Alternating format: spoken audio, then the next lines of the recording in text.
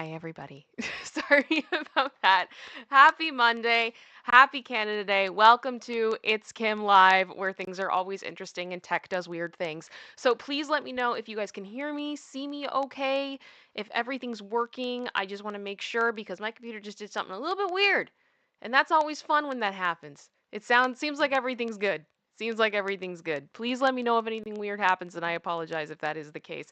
I am so happy to be here. We've got a good amount of news today, everybody. I'm a little bit shocked. I'm a little bit shocked. I was getting a bit nervous over the weekend because there wasn't a huge amount of stuff that was breaking, and I'm like, what am I going to bring to you guys? But oh, do I have stuff to bring to you today? My goodness. So thank you guys so much for being here. If you've never seen the show before, here's the way it normally works. First of all, we start off talking about the main topic. That is what's in the headline. That's what's in the thumbnail. It's probably part of why you clicked. We talk about that first. Then we have a section in the middle called What the What, where I communicate with my beautiful, beautiful, beautiful community of space angels who are all starting to come in. It is so good to see you all here. Thank you so much. And then we have a fun section towards the end called What the What, where we look at something from the internet look at something from around the internet that is interesting, fun, crazy, all those types of things. So I'm very happy to be here. I think we got lots to go over. If you are watching on the replay, there will be timestamps available for you that you can click around and go to the part that you were really interested in, or you can watch it in full like it was originally presented. All those fun things.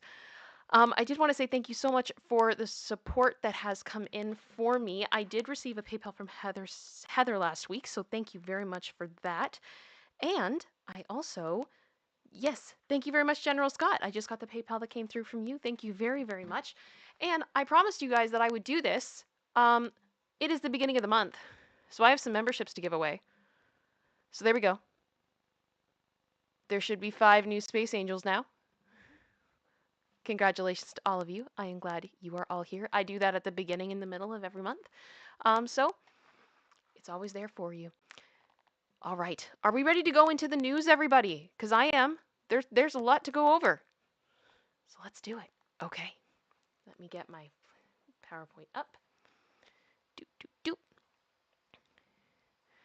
Yes. My goodness.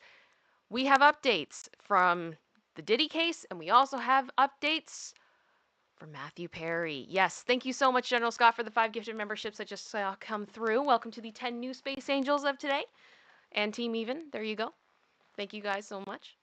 Please remember to hit that like button and subscribe if you have not already. I'd very much appreciate it. Oh, of course, General Scott coming through with the 1th. So we're 11th, Team Odd. And Jean Rick, thank you so much for the super sticker there. The 1-up. So appreciated. So appreciated. Okay, so let's get into everything. Let's go. So, to start, this stream will include speculation and opinion and should not be taken as fact. Always do your own research, and links to the sources are in the description as always. And as well as our other disclaimers. Hi, YouTube Human Reviewer. Hello. We have tried to ensure this video is appropriate for your community guidelines. We will be using trigger words when appropriate. And we care about this platform. We'd like to stay on it. And viewers, please do not send hate to anyone, famous or not. We're all entitled to our own opinions, but do not do anything that would cause harm to people in real life. I do not support hate in any kind. And Sean Combs, our lovely disclaimer that unfortunately I do have to say every time we talk about him, which is great. Sean Combs has not been charged with any crime, and the allegations against him have not been proven in court. Combs maintains his innocence to some of the claims that have been alleged against him, and what I mean by that is he has admitted in the apology that it is him in the video with Cassie Ventura. But of course, he's taken that apology down now from Instagram, so I don't know what to think about that, but yeah, he's not guilty of everything, according to him, and the following information is speculation and opinion based upon reporting and legal documents available to the public. All right. So to start, we're going to start with this story that dropped earlier, or later last week, technically, to do with the icon Lady Gaga and Diddy. So what the heck does Gaga have to do with this? Oh my gosh. According to Paula at News Nation, all right, Diddy was dropped by a powerful law firm at Lady Gaga's insistence. So the article reads, literally nobody in Hollywood wants to be near Diddy, not even his lawyers, who just fired him as a client. Okay. The powerful firm of Grubman, Shire, Mizelis, I don't know how to say that, and Sachs. I'm going to be referring to it as the firm and the lawyers from now on, which represents most major names in the music industry, dropped Diddy recently, but not because they wanted to, because a more. There's a weird clicking in the background, guys. That's weird. Um, Give me 1 second, guys.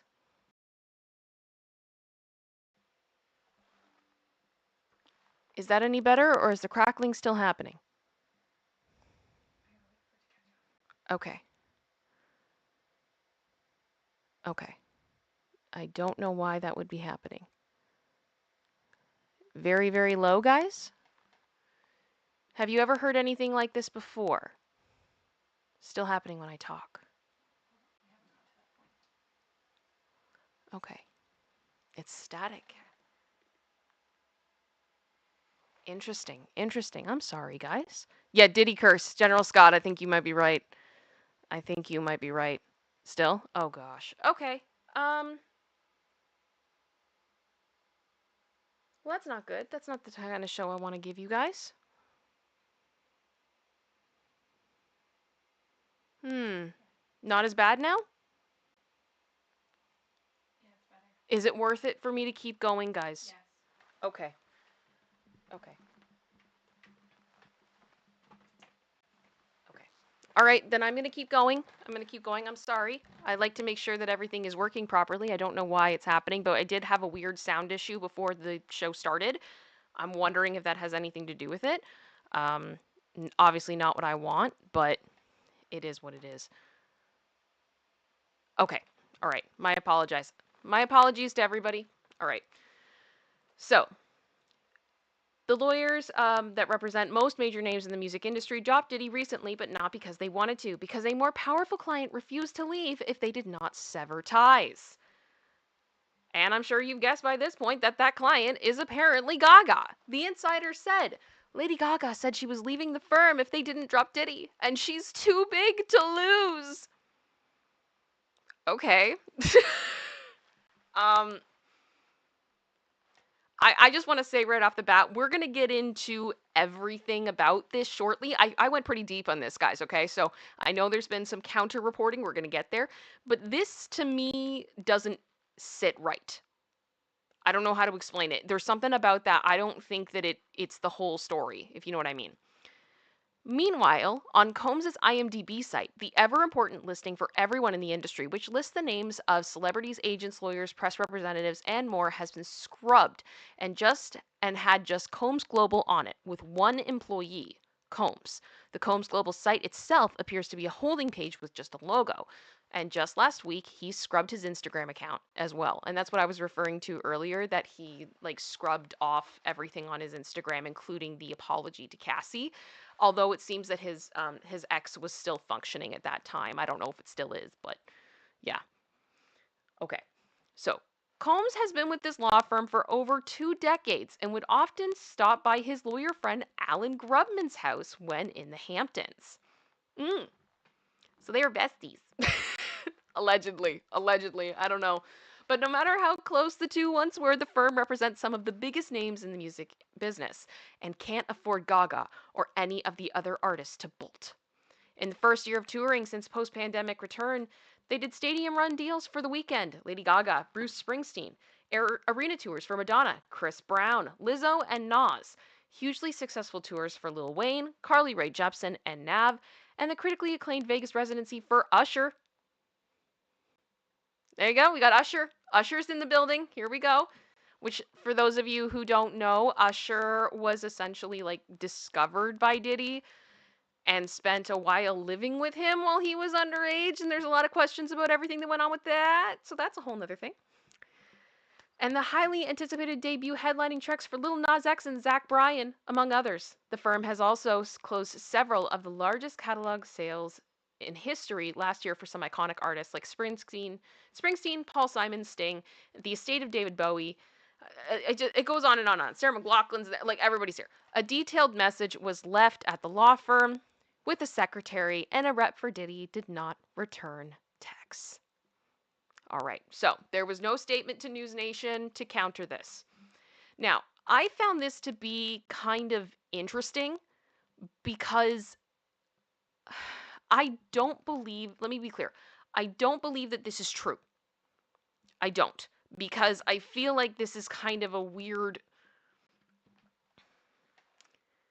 I can't see them just dropping a major client like Diddy because Gaga went no. That to me, I don't see that. That's very strange. But it is believable in a sense because Gaga has been very outspoken in the past in supporting survivors and also her own story of SA. So at this point, I'm going to give you guys a little bit of a trigger warning.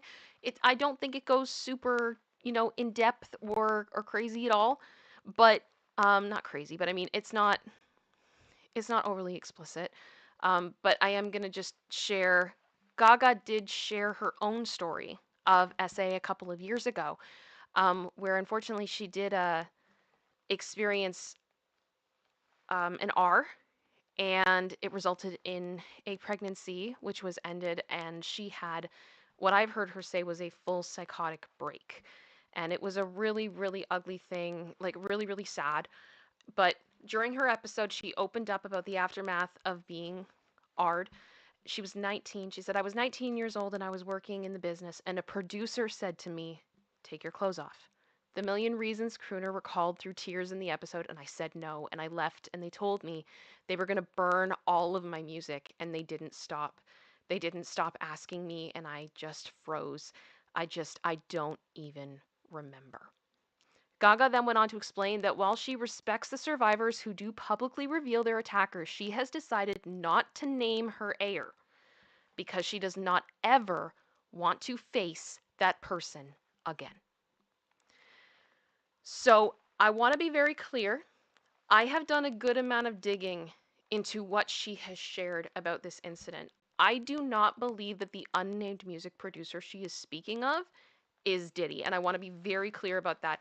I don't see any reason that it would have aligned. Um, Now, we don't know for sure who it is. I have my own suspicions, and I'm not going to get into that because I don't think it's necessarily appropriate for me to do on this platform. But I don't think that that's the connection. And I just want to be pretty clear about that based on what I have seen. But she did absolutely defend her friend Kesha during the Dr. Luke lawsuits. Gaga was directly involved and took the stand to advocate on her behalf. So, as far as Gaga going out of her way to support women in the industry who have been hurt by producers, she's put her money where her mouth is and she's done it. Right? So I understand why people would have gone immediately, I believe that this could be the case. Producer sister. Does that make sense? Yeah. You get what I'm saying? Oh, yeah. So it's like, I understand why when this was said, people just believed it and ran with it. However, page 6, who in my experience has had a good amount of legal exclusives. I don't know who their connections are, but I think, they probably have them. Lady Gaga had nothing to do with Sean Diddy Combs getting dropped by his attorneys, by the law firm. All right, so what does page 6 have to say about this? Well, it's true. Sean Diddy Combs was dropped from the powerhouse law firm, but the claim that Lady Gaga is the reason is false, according to her lawyers. The decision to part ways with Mr. Combs was proactively made by the partners in the firm a number of months ago, as they felt it was the right thing to do. A spokesperson for the law firm exclusively told Page 6. Now, here, I have a lot of questions about this, and to be honest, I didn't have the time to be able to reach out to any of my legal expert friends essentially on this because this is surprising to me when there has been like a good amount of lawsuits going on. When did this happen? When was there the lawyer said we're not doing this anymore and we're out? I'm just saying I have a lot of questions about the timeline on this. We're told the music mogul, who's embedded in a number of lawsuits involving allegations of everything, was dropped at least 8 weeks ago due to the nature and number of the allegations. Okay. The report that the decision was a result of client pressure just isn't true, the spokesperson said. So this was in direct response to the report from News Nation. According to the report, an insider told the outlet Lady Gaga said she was leaving the firm if they didn't drop Diddy and she was too big to lose. But a source who knows the singer tells us that convo never happened. So I'm gonna go with that's likely not true. Likely not true, but what a great I'm just saying from my own speculation and opinion. Obviously, like I don't know this, but if a law firm wanted to distract, she would be a good one, wouldn't she? Because in a lot of ways, it could be believable. I'm just saying that's interesting. It's interesting. So now we're asking ourselves, so the law firm dropped him because it was the right thing to do. But we've known for a long time that there has been some sus stuff going on with Diddy, right? As we've talked about on this show, the problems with Diddy did not begin with Cassie. Okay, there's been legal issues going back decades, and apparently this law firm also goes back decades with Diddy. Why now? What changed? Rico? I'm just, I don't know. I don't know. You guys get what I'm putting down?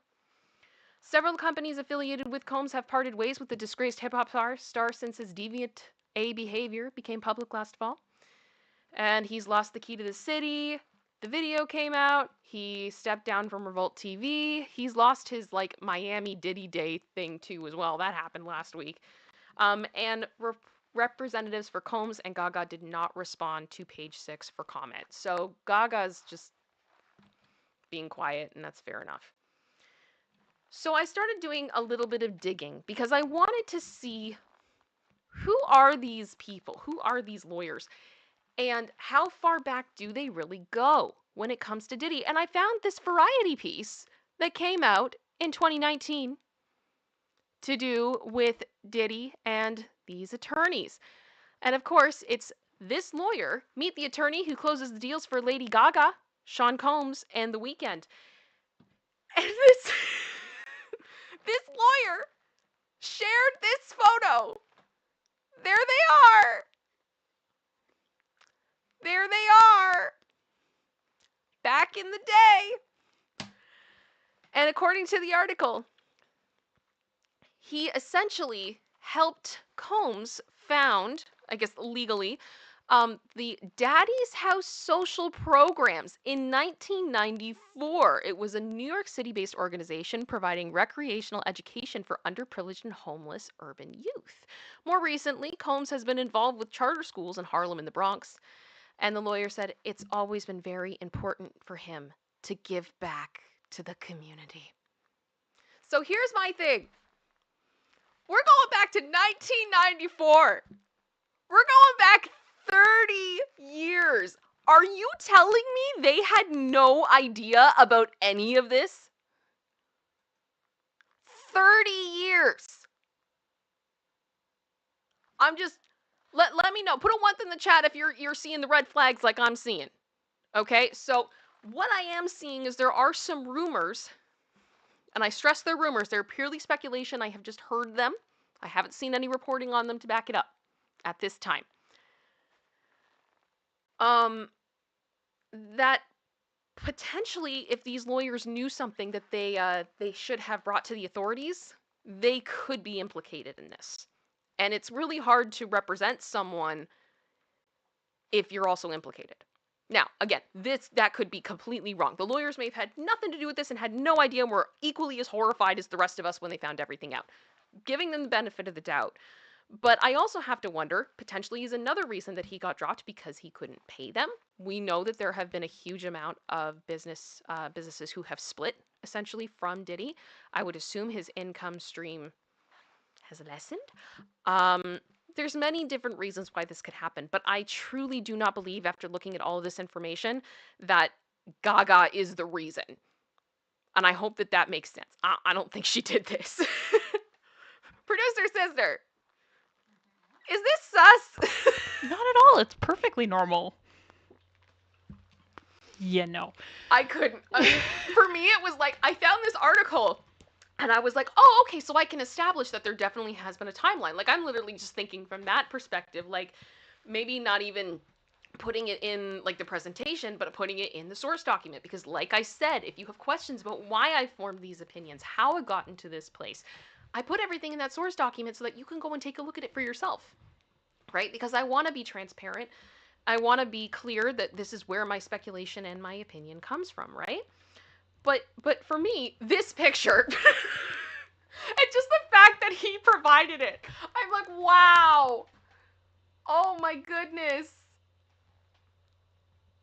Just it's just interesting to me. That's all I'm saying. Now, what else has been happening in Diddy World? Well, apparently TMZ today randomly got the exclusive of Diddy going whitewater rafting.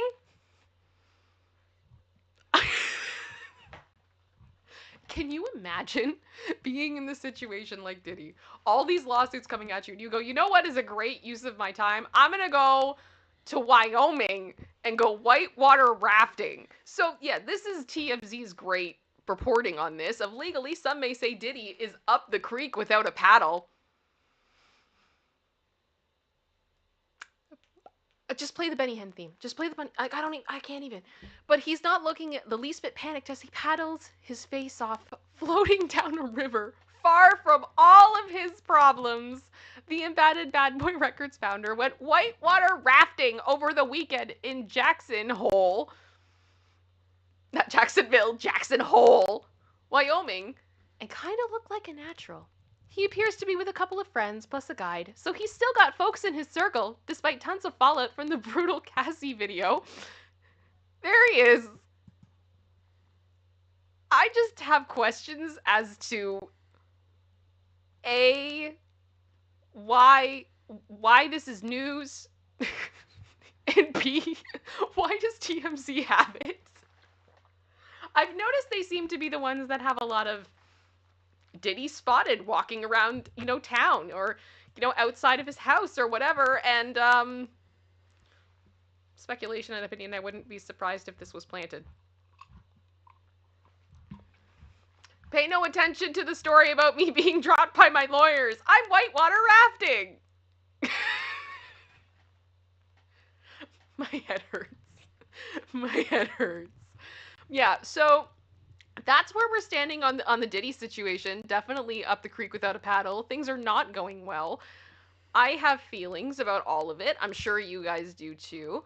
Um, I am seeing more and more conversation to do with his indictment. Now, the thing is, I don't know if it's coming soon or how it's going, but I just feel like something needs to break here. There's so much going on. I don't know. It's very strange to me that we haven't moved any faster. But I also know that there has been some updates to do with the trial related to the passing of Tupac Shakur, and I'm using passing as a code word. We know that that's not probably the appropriate term, but I have to be appropriate for YouTube. It seems like things are moving along there, and more parties are getting involved in the situation. And we know there is a good chance that there will be discussion about Sean Combs in this trial. I don't know what is going to happen first at this point, but I think we'll see. And I may go a little bit deeper into that to see if I can see any connections there, because it's just starting to get a little bit crazy for me looking at this. I don't know how I feel about it all. But yeah, I think the trial for Tupac is going to be interesting, and I'll leave it at that. Now, the other story I wanted to talk about, and I just want to say right off the bat, I am so freaking happy that people have started reporting on this. I checked my my subscriptions this morning, and I was seeing a few videos from channels that, some of, like, Andy did one on Popcorn Planet, which I was very happy to see, but also other channels that I follow starting to talk about this, because we need to talk about it, the investigation into the passing of Matthew Perry. Now, we talked about this quite a bit on Thursday. It was our main topic last week. So if you missed that, you're welcome to go back and check out my previous live stream. There are timestamps available, so you can go right to the part where we talk about it if you want to see. But I went deep. I went into all the reporting that I could. I went back looking at this from when the investigation launched to present day at the time, trying to make sure that I got all the information together. Now, we have had some updates since then. So, specifically, we're going to be doing updates today as opposed to the generalities of the case, and I hope that that is okay with everybody. But I know that let me know in the chat if you are not aware of the situation. If you don't know basically what we talked about on Thursday about the investigation, can you please put a one in the chat and let me know if you don't know?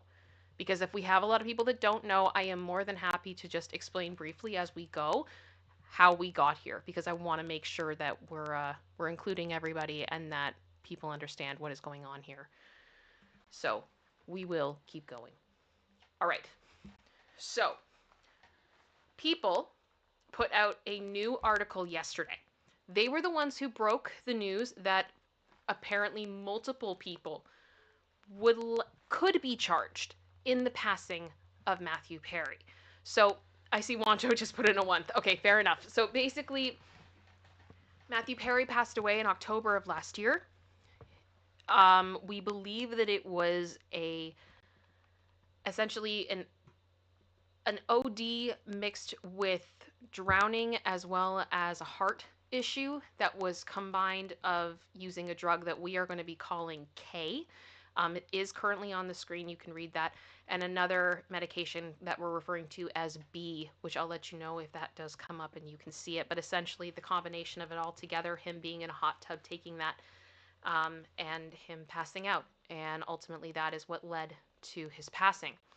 Now, the question here that people are asking is, based on the autopsy, there was a lot of K in his system. He was being treated with K medicinally under doctor supervision with infusions to treat his depression and anxiety. This had been well documented. He did speak about it at points. But the last time he had that infusion, we believe, was a week and a half before his passing. So any amount of it in his system would not have been from the infusion.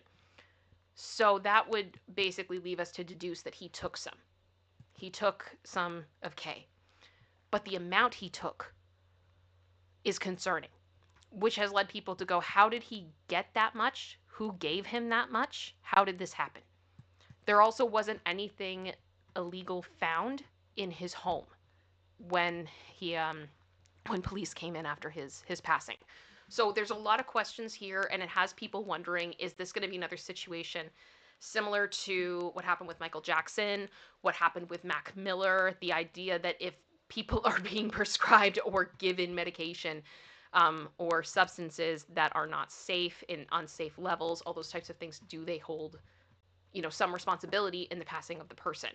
And according to the courts, in both of those cases with Mac Miller and Michael Jackson, yes, those people did. So that is potentially what we are looking at.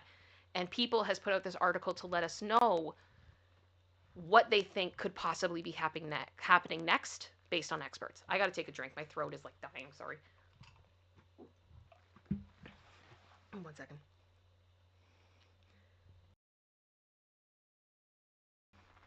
I'm so sorry about that. How's the cracking going on with the audio? Is it still pretty bad? It comes and goes? Okay, that's weird. It may be a cord issue. I may have to take a look at that. Okay. So, Matthew Perry passed away in October at age 55 from K, other things as well. So this is the article from People. Matthew Perry's passing from acute effects of the prescription drug K has been the source of an ongoing criminal investigation.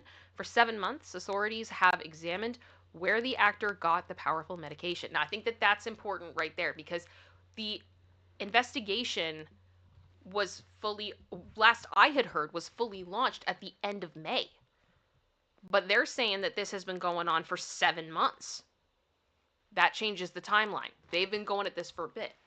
Now, his autopsy report also determined that the level found in his blood was equivalent to the amount that would be used during general anesthesia. So how the heck did he get that? Who gave him that? That's the question.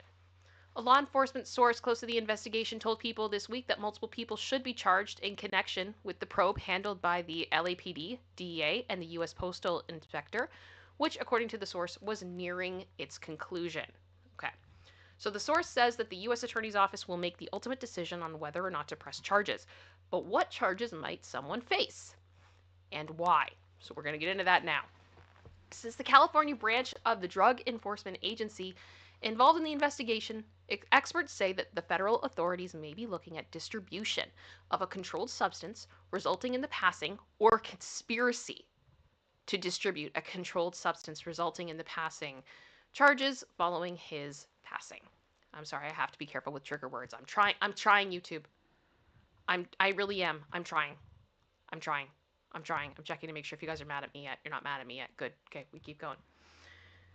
This primarily is what is used to charge dealers, but it can be used to charge pill mills and doctors as well, says the former federal prosecutor. And that's Ndiama Ramani. Doctors that are overprescribing and not seeing patients absolutely would be charged under this section. Okay. Ramani says that there are different possible sentences for offenders depending on the number of factors. If you distribute and someone passes, there's different mandatory minimums, he said. There's even mandatory life depending on the number of factors. So this is big, right? We're talking potentially mandatory life. My goodness. Now, the former CIA and FBI Special Agent Tracy Wadler adds that the suspects could also be charged with mail fraud. They're looking at the illegal transportation of substances across state lines to people that they have not been prescribed. Obviously, that is a crime, says Wadler. I think it's probably where they started. And that's most likely the evidence that they would use if that is the case. Those are charges I could see because I don't see a homicide charge. Wadler believes that this could also be a case where Perry or someone in his inner circle was doctor shopping to multiple physicians in different states, and those doctors could have sent prescriptions across state lines. Now again, this is a theory. We do not know this. This is speculation on behalf of this former CIA and FBI special agent. Okay? I don't know if that's the case, but if it's true, that person can also be held accountable just as much as the doctor prescribing substances across state lines, which is a federal offense. Which could be the answer as to why this investigation has gotten so big. Potentially, right? We don't know. Medical licenses are state issued, says Dr. Michelle Reyes, MD, medical director of the MedSpot in Woodland Hills, California. I can prescribe something to you if you are physically in my state of licensure, but I can't write a script to someone in another state, and I can't send any prescription through the mail to a patient in another state. That is a practice not supported by a state license. So was there a license violation? That's the next question.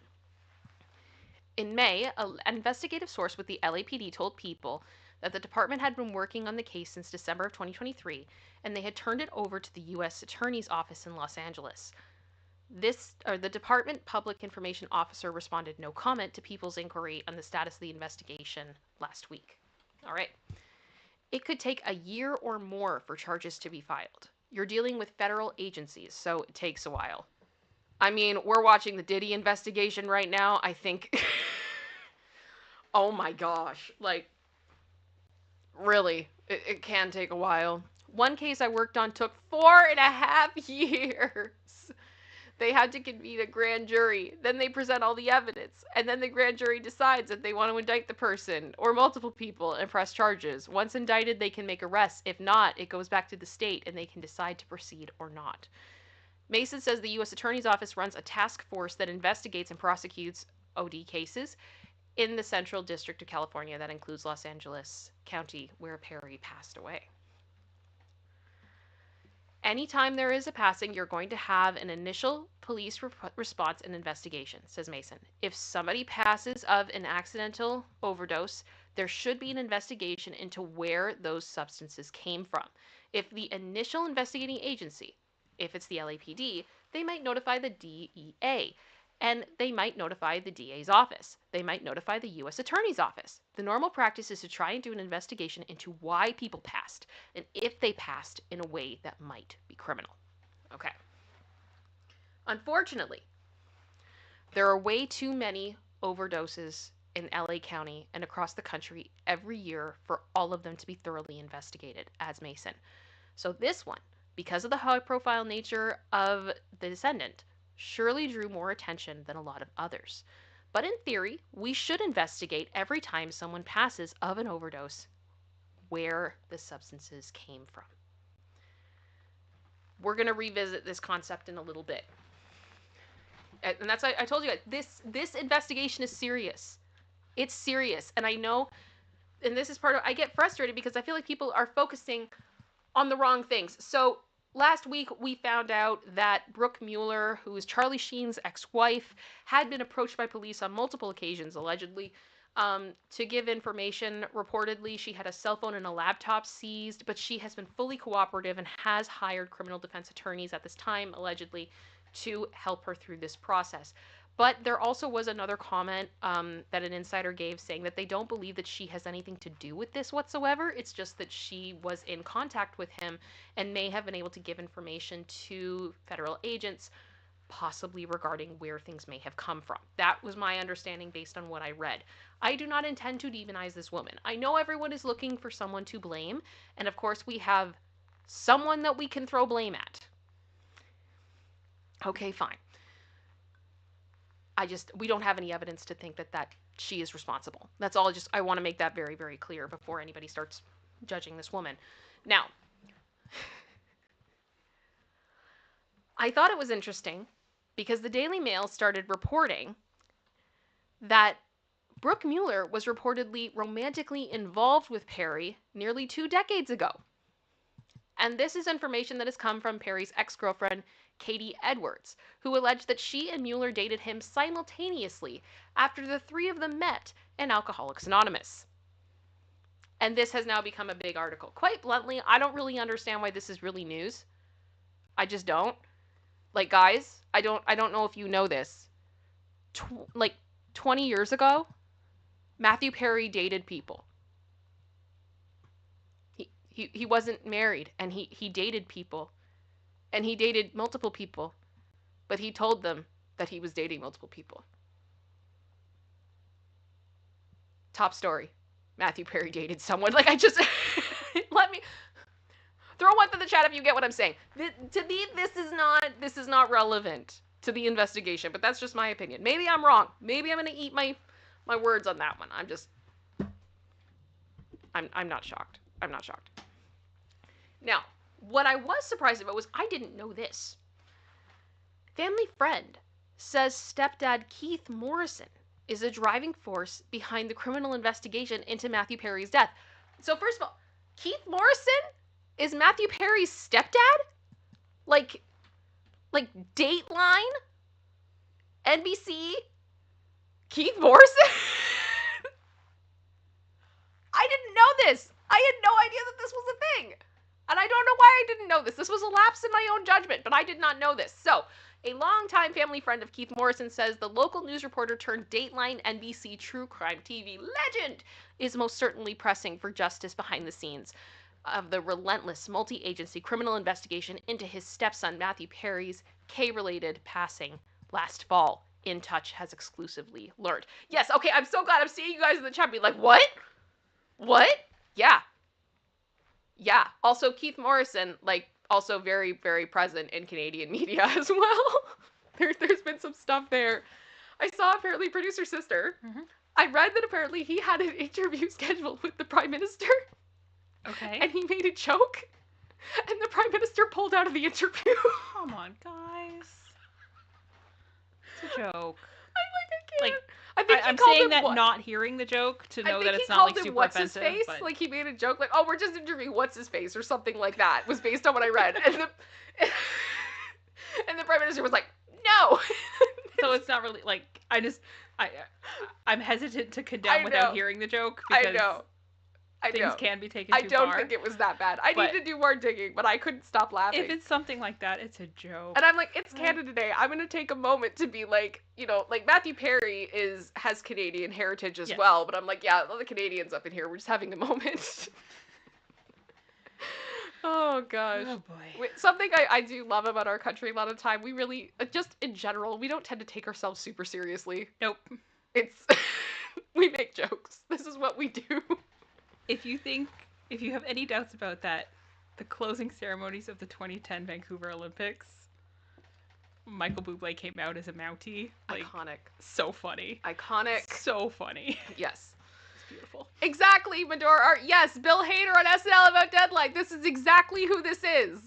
I had no idea he was his stepdad, but here we go, because we're taking the humor while we have it. Yep. Because this is a serious article. And I'm not going to lie, a part of it did make me kind of emotional. So we're going to get there. But here we go. So a longtime friend of Keith Morrison says that the local news reporter turned Dateline NBC true crime legend is most certainly pressing for justice behind the scenes of the relentless multi-agency criminal investigation into stepson Matthew Perry's K-related death. So this is an exclusive from In Touch. Keith has the contacts, the soft skills, and decades of experience in dealing with local and national law enforcement to make a real difference in the investigation into Matthew's passing. A source exclusively tells In Touch. Because Keith is involved, getting on the phone and calling people himself, the chances of there being real criminal consequences in this case have skyrocketed, and Matthew's whole family is leaning on Keith's experience as an investigator and, crucially, as someone who can communicate with the authorities in a trusted, respectful manner. I'm sorry, what?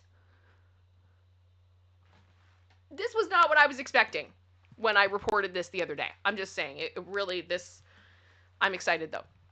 I'm glad to see it. Keith, 76, married Matthew's mother, Suzanne Perry, in 1981.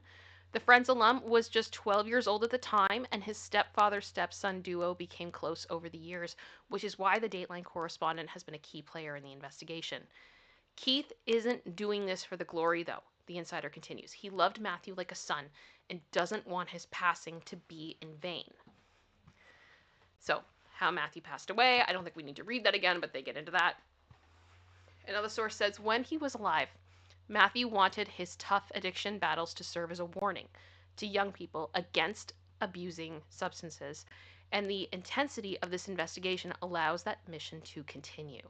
The source reveals about Keith's motivation for leading the investigation into the passing.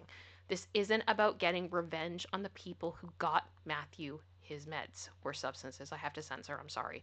It's about sending a loud, clear message to the entire world of the real dangers, not in just using hard substances, but in providing them to someone who is struggling.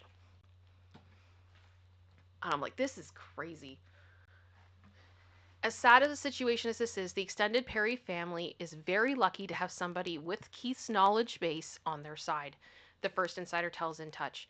In addition to being a kind, calm, and honorable man, he knows more about the criminal justice system than almost anybody in his field, and he has had a very plain-spoken way of explaining these processes to the rest of the Perry family as they search for answers.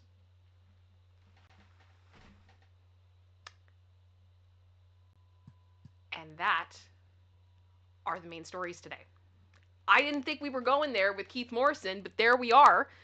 And with that being said, I feel like this is, I actually do have hope that something may happen with this.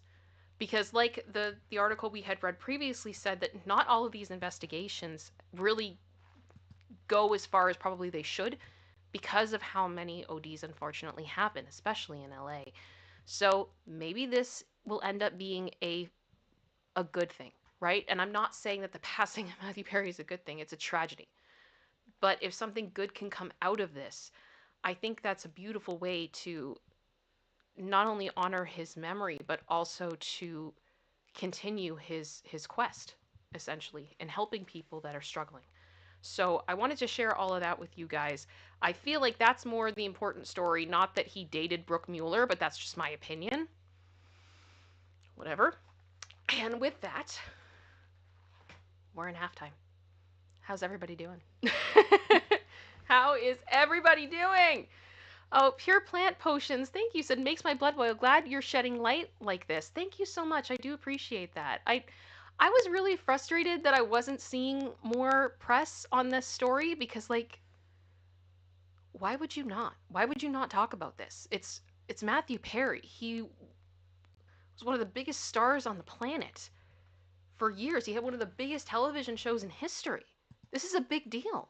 It's a big deal. But I don't know. I guess we're all too busy talking about Jennifer Lopez's butt. So there we are. Not again. What? Not again. I'm so tired of Jennifer Lopez's butt. I don't want to, and you can't You make can't me. make me. Okay, Carbonized Stardust has been a member for 10 months. Thank you so much, Carbonized. I so appreciate you. Smasheth the liketh or no garlic bread for you. Oh, thank you. Thank you. We love the inside jokes here. We love the inside jokes.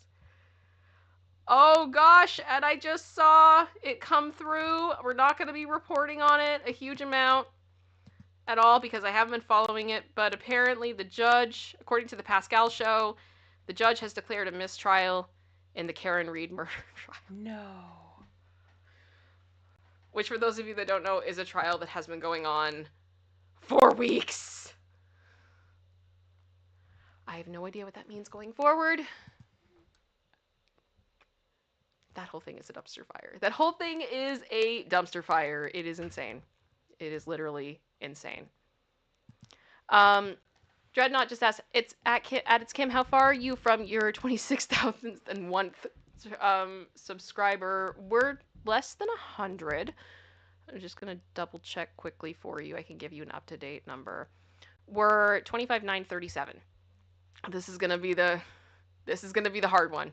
I don't know why. I think there's something like YouTube wants me here. Knock on wood, allegedly. But we're gonna keep rising. We're gonna keep rising. Which I am going to just plug it again in case you were not aware.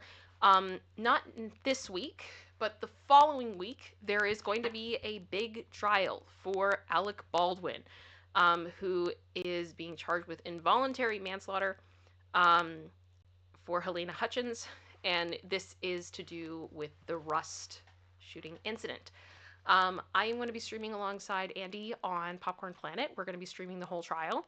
I'm excited. We haven't done this really since the Gwyneth Paltrow trial, which I love doing it. I have a lot of fun doing those things. So if that's something, if you're looking for something to watch next week during the day, I'm going to be there quite a bit, and the week after. So if you guys want to come out and support me and support the coverage, I would very much appreciate it.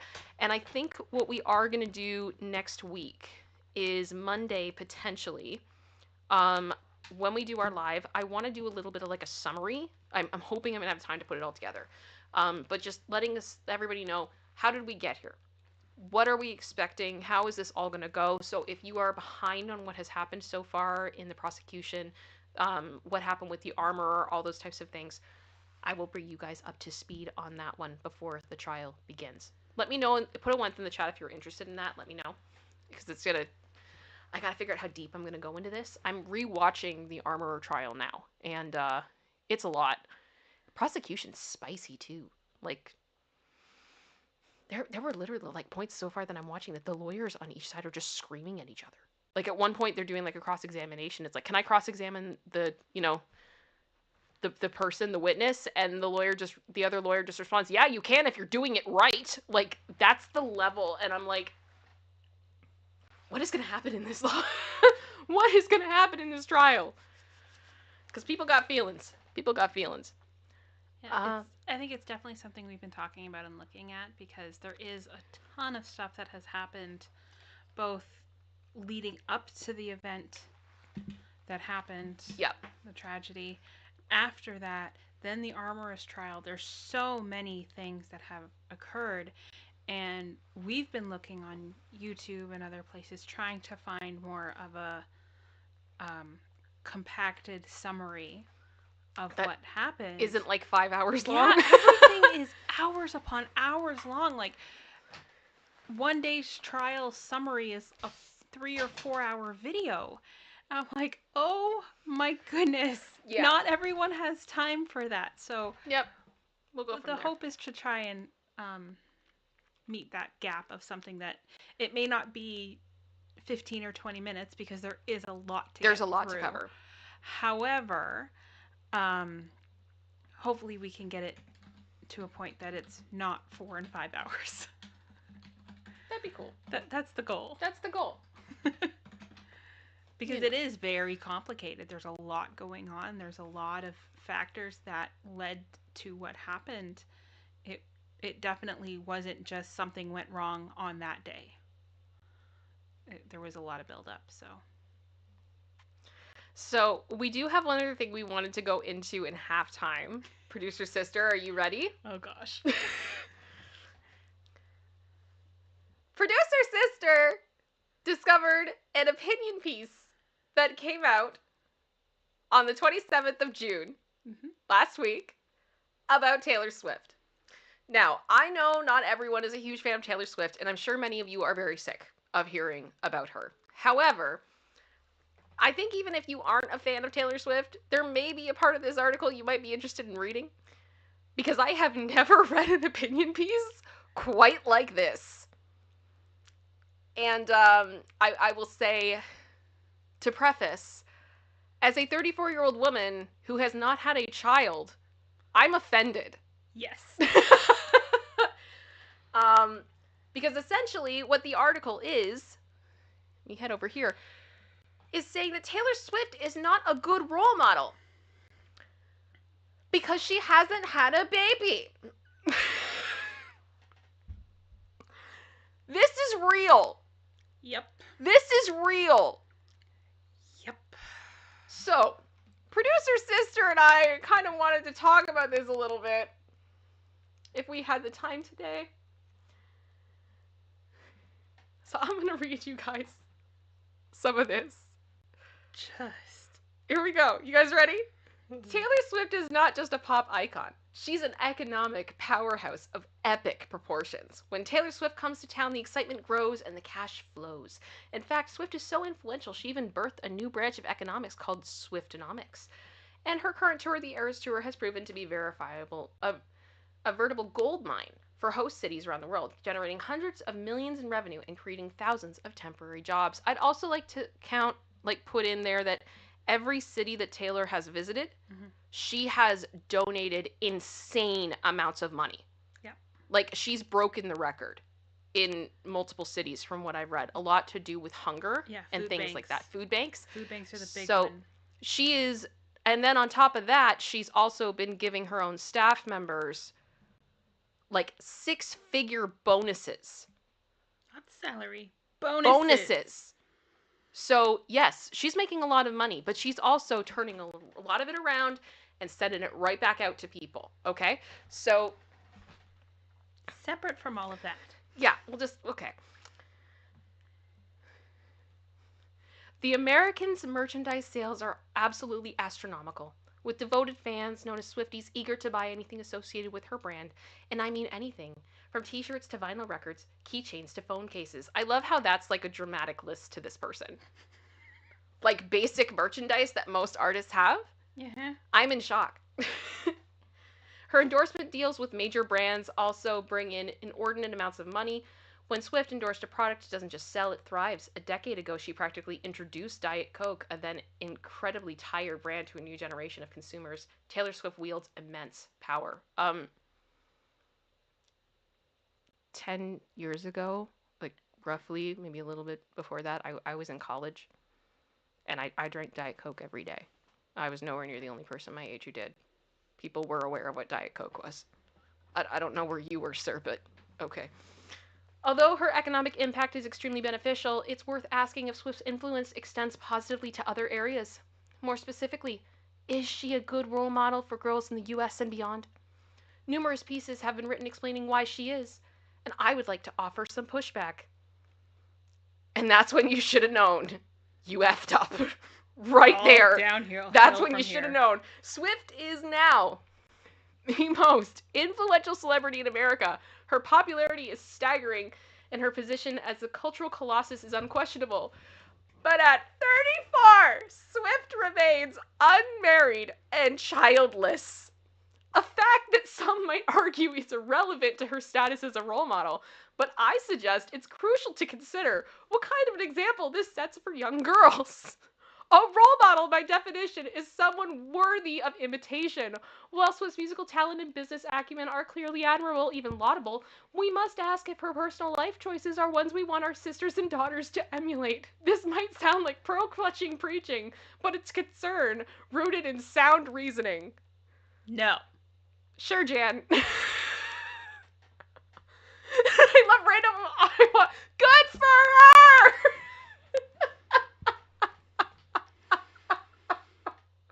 I, I was screaming, guys. I can't. Here we go. Swift's highly publicized romantic life has been a source of prime tabloid fodder for years. She's dated numerous high-profile men, at least a dozen, including singers Harry Styles and Joe Jonas, the actor Jake Gyllenhaal, and more recently, American football player Travis Kelce. The revolving door of relationships may reflect the normal dating experiences of many young women in today's world, but it also raises questions about the stability, commitment, and even love itself. Should we encourage young girls to see the Swift standard as the norm, or something to aspire to? Or should we be promoting something a little more, shall we say, wholesome? Would any loving parent reading this want their daughter to date 12 different men in the span of just a few years? First of all, John, Taylor was with Joe Alwyn, for 6 years. 6. 6. 6 years. Make sure all my fingers are in there, okay? Then she had a short rebound relationship with Maddie Healy, and I can say as someone who has given way too much time into investigating this topic, they had known each other for a very long time, and there had been a lot of like, it was almost like, I guess the expression's like kind of passing ships. Yeah. Like whenever one of them was taken, the other one wasn't, and it just, there had always been kind of this thing with them, and they both were single at the same time, and it happened, and then it did not go well. It ended badly. And then she started dating Travis, who she's almost been with now for almost a year. Mm-hmm. So that means over the past 7-8 years, she's been in a relationship with 3 guys, one of which was there for 6 freaking years. And the other one is still ongoing and closing in on a year. I don't know where this 12 men in a few years comes from.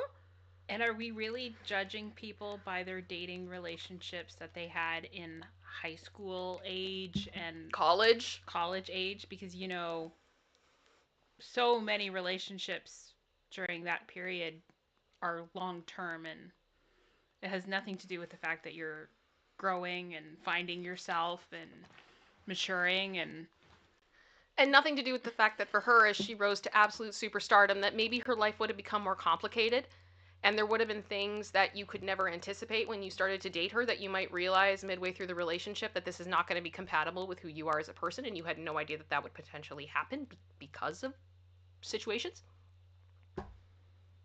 Okay. So, the superstar's vocal criticisms of the patriarchy add another layer of complexity. Swift's recent rallying cry against patriarchal structures stands in stark contrast to her personal dating choices. it's not a recent rallying cry. The song's been out in that version for 2 years. That, and like, what was the man? Yeah. I think the big thing that she talks about, and I want to be very clear about this, my personal opinion is I don't believe that patriarchy or matriarchy is the reason or is the solution. I believe equality is the solution, and I believe that a lot of the expectations that have been put on men of what they are supposed to be is very hard for them. I think there's a reason that unaliving rates for men are higher. I think there's a lot of stuff there that men are not having their mental health being taken care of, and I think a lot of that has to do with the pressure that is put on them by our patriarchal society. I believe that patriarchy hurts men and women. That's, I mean, you could throw stuff at me if you want, but I'm just saying that, like, I don't think that it's wrong to question the roles that we have in society when clearly people are not happy and they're not doing well. And I think Taylor is very fair in saying that for her, um, like as she puts in her song, "The Man," I'm so sick of running as fast as I can, wondering if I get there quicker if I was a man. And there's so many things, like in that song, she talks about how nobody questions Leonardo DiCaprio. And I really want to know if this guy has the same energy for him. And Yeah, the fact that he's how old now and hasn't been married. hasn't been married, doesn't have kids, and only dates women in their 20s. Yep. And not only that, but literally his meme of saying, "No, don't turn 25, you're so sexy," was literally on Sabrina Carpenter's 25th birthday cake as a joke. But we're gonna all go off about Taylor Swift dating 3 guys in 8 years? And I think that's part of the issue is yes, this article is directed at Taylor, but it's so much bigger than that.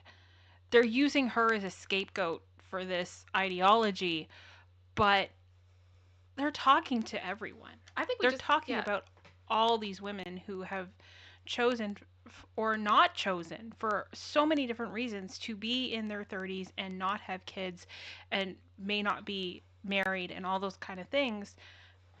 It's not black and white why you get to that. And circling it back to Taylor, it's never been something that she's even preached that you should not do these things. You should not have kids. You should not get married. She's talked about wanting those things. Yes. But because of the cards in her life, this is where she's at. So now you're going to demonize her and by extension all of these other women in their 30s who are in similar points of their lives. It's not right. Yeah. And oh, sorry, you No, keep going. I know. I'm I just want to say, Dreadnought, I just read your comment. My condolences to you. I'm so sorry. I I'm not going to pretend that I know exactly how you feel. I have lost I have lost friends as well. I'm so sorry, and I know that it's something that never leaves you. And as someone who has multiple men in my family who have mental health issues, everything from PTSD to depression, and other problems, I completely get it, and it's true. All some men get is man up, yeah. and that's not the solution. No. It's not. It's not, and I will stand by that. You know, I will say it with my chest. Men deserve better on that front. You all do. You all do. And it really that it always bugs me, that is the situation sometimes. Now, this continues. Hypocrisy fundamentally undermines the ability to be a good role model because it involves a contradiction between one's actions and the principles or values they publicly advocate. Swift either doesn't realize this or doesn't care. Neither of the two is a good look. So, because she is vocally critical of the patriarchy, she can't date men? I can't. Like, can someone please? How else am I supposed to interpret that? Because she's dating strong, influential men, or men she's attempting to find who are like basically on her level. And your opinion then, should Taylor just be lesbian? Is that, or should she only date men who have accomplished nothing? Or she should submit. Oh gosh, I can't. Okay.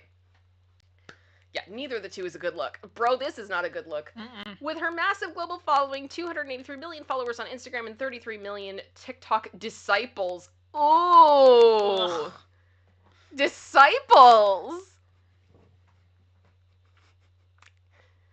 Didn't you say earlier that this might be preachy? This might come off as preachy? Yeah, maybe a little bit. Just a smidge. Just a smidge. Swift impacts how young girls around the globe perceive relationships and success. Her career, which has included numerous chart-topping songs and successful business ventures, is a testament to her work ethic and natural talent. However, the glamorous portrayal of her romantic life can send rather objectionable messages. Moreover, many of her lyrics depict her as the victim. This might influence young women to adopt a similar perspective in their own relationships, be they romantic or otherwise. Swift is not a victim. She is the most popular musician of all time.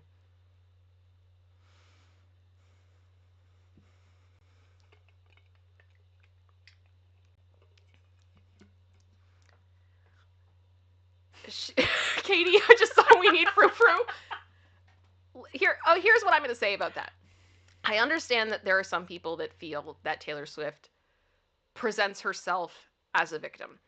But something I want to be very clear about is Taylor Swift, when she stood on that stage on MTV and received an award for Best Video, did not ask for Kanye West to come up on that stage and turn her life upside down, and then to obsess over her for years to come, to the point that he literally made a music video that, in my opinion, was Revenge P Mm-hmm. on her, where he created a wax figure of her completely undressed for his music video, then proceeded to lie about her to the general public, which caused her to be canceled.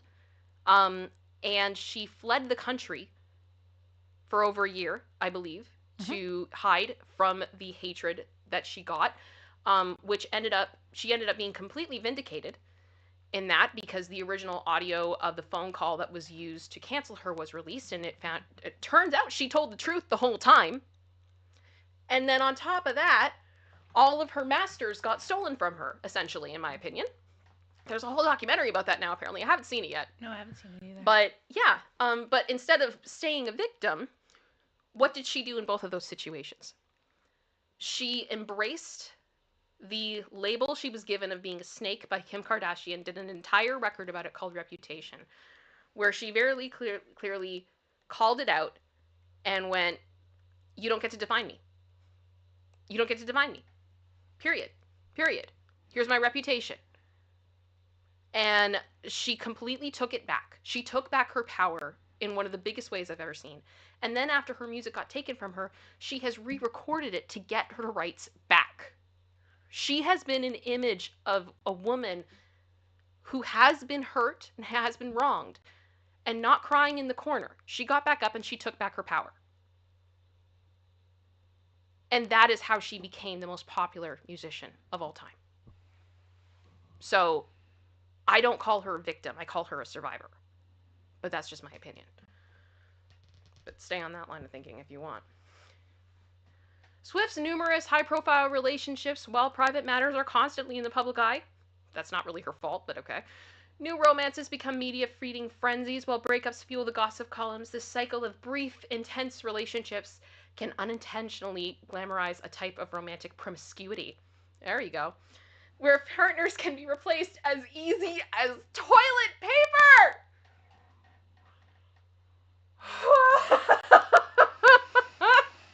Although breakups can hurt both males and females, it's the latter group that tends to feel more emotional pain. Hear that, girls? We're emotional. And you hear that, guys? Apparently you don't feel breakups as hard. Yep. Breakups don't hurt you. This is what I mean. It's so invalidating, and it's so not okay for, like, To it's just, both men and women. it's so gross. Swift makes breakups look easy. In reality, though, they are messy, painful affairs. I'm a crumpled up piece of paper lying here. But you know, it was easy. I'm gonna pull up lyrics quickly. Okay. One of my favorite songs, fan of Taylor, I would actually like, and you're curious, you might want to give this one a listen. This is a song, Tallest Man Who Ever Lived. And it is track 14 on the Tortured Poets Department. We do believe that this song is about her last ex, Matty Healy. There's a few reasons why, in particular, that he would wear these suits, and there's a reference here to, in your Jehovah's Witness suit, who the F was that guy?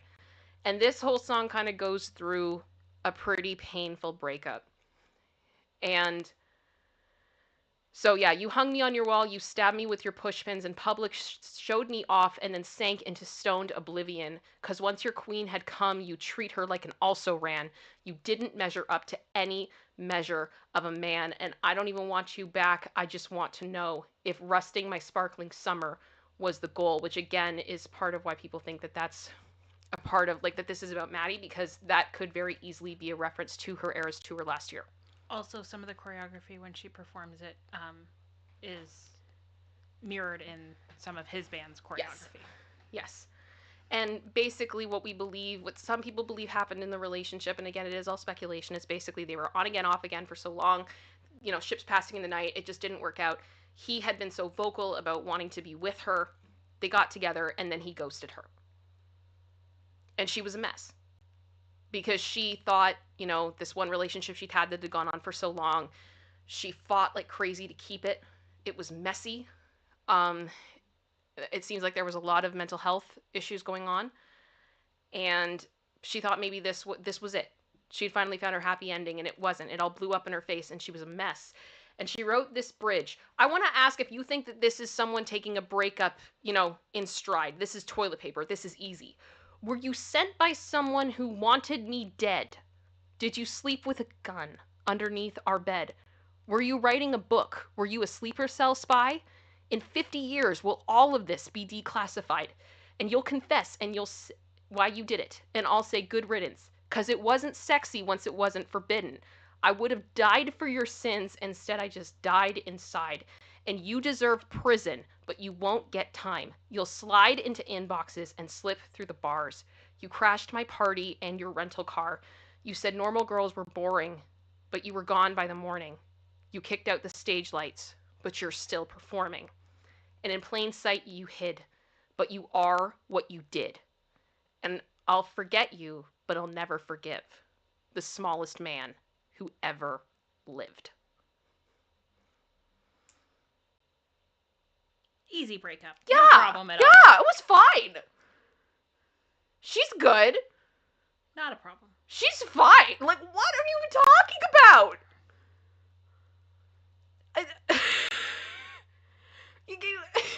You think that wasn't... You think that was easy?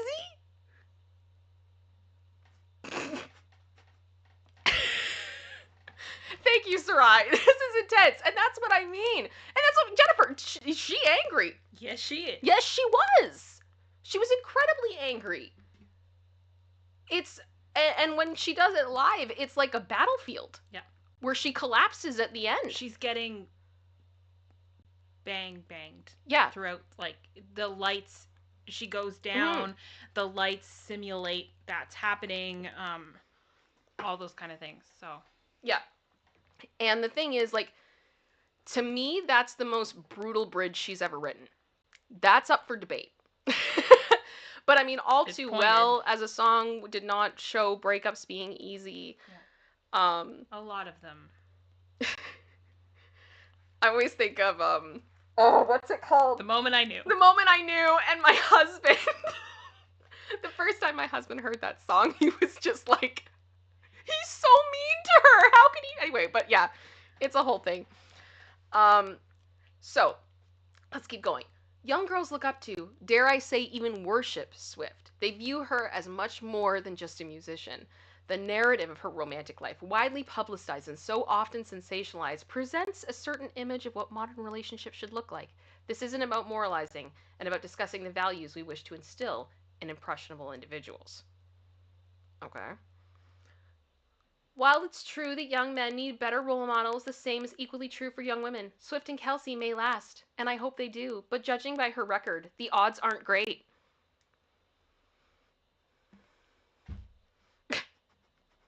Okay. Swift's talent for sparking conversations, driving engagement, and raking in profits is commendable, yet admiration should not blindly follow. Her life, meticulously managed by a PR machine, represents a filtered facade rather than genuine reality. What young girls truly need, perhaps without fully recognizing it, are role models who provide both authenticity and actual depth. There was no depth in those lyrics. Okay. Rather than artificial narratives and superficial glamour. Tell me you've never listened to a Taylor Swift record without telling me you've never listened to a Taylor Swift record. Okay. And the views expressed in this article are the writer's own. I would hope so, John. Now, I could say, I don't want to go through all the comments because I don't want to, like, you know. But they're beautiful. They're gorgeous. I've never seen a comment section quite like this one. One person, and I have not checked this for myself, alleged that this John person is apparently, allegedly, 38 years old and has never been married and has no children. So we're just going to leave that right there. Just to let that simmer. Just let that sit. But And one of the comments was, knowing that, I don't think he is going to, get a date with anyone worth dating who has read this type thing, like if this is the way that you view women, that explains a lot. And you seem really angry that's what's happening, that women are making their own choices. And also, like Kim and I talked about this a bit as well, of just this idea that you are giving the idea by saying this that rather than dating multiple people and having things not work out and getting out of a relationship that may or may not have been healthy, it's better for someone to just stick it out in a relationship that isn't working. Yeah. Is that what you're saying they should do? Because that's not healthy. Nope. Nope. At all. The other thing I want to mention when it comes to Taylor Swift in this whole situation, um, yeah, Lulu's mom, John, Taylor isn't gonna date you. Nope. I'm sorry. I'm sorry. I think part of why this Carmen, it's you, John. you're the problem. It's you.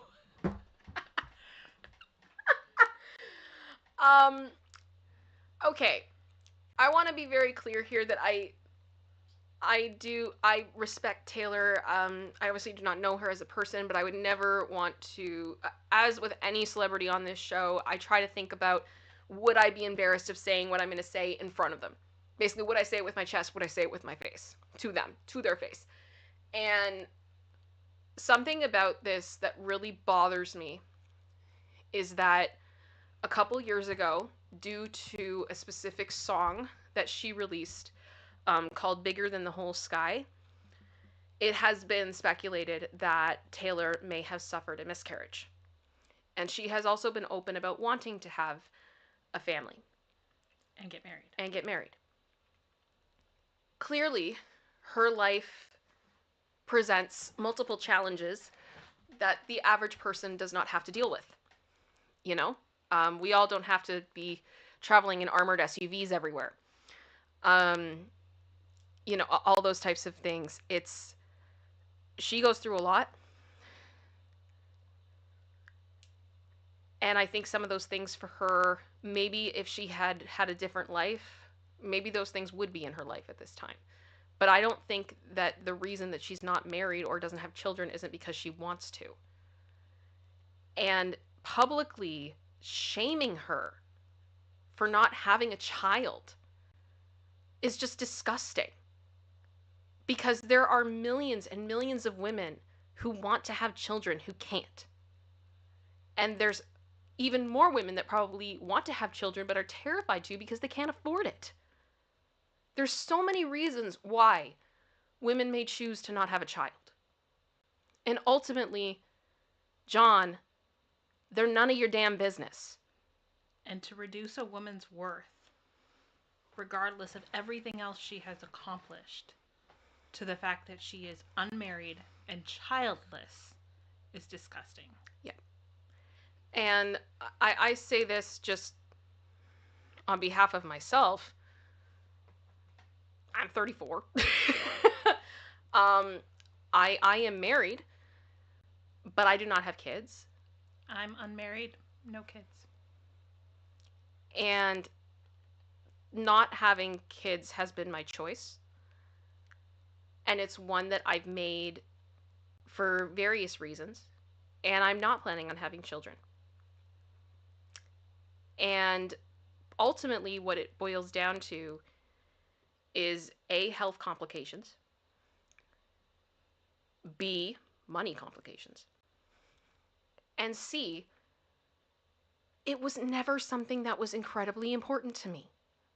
The things that I wanted in my life growing up as a little girl, everybody told me that I would wake up one day and have this like longing in my soul to have all of these children, and I've never had it. I've waited for it. It's never happened. I've thought that maybe that's what I'm supposed to do. And maybe that, like, I have to do that in order to be happy. You know what I really wanted? I wanted to be successful, and I wanted dogs. That was what gave me joy, having projects to work on and throw myself into it and all of those things. And that's what made me happy. And that is what I pursued. And I'm working on the successful thing. You know what I mean? I'm grinding. I'm grinding. I'm working. And I have been now for years. And I have two incredible dogs that I love with so like everything. And that I'm happy. And the funny thing was is when I worked in the corporate world, I had so many women pull me aside and be like, "Are you going to have kids?"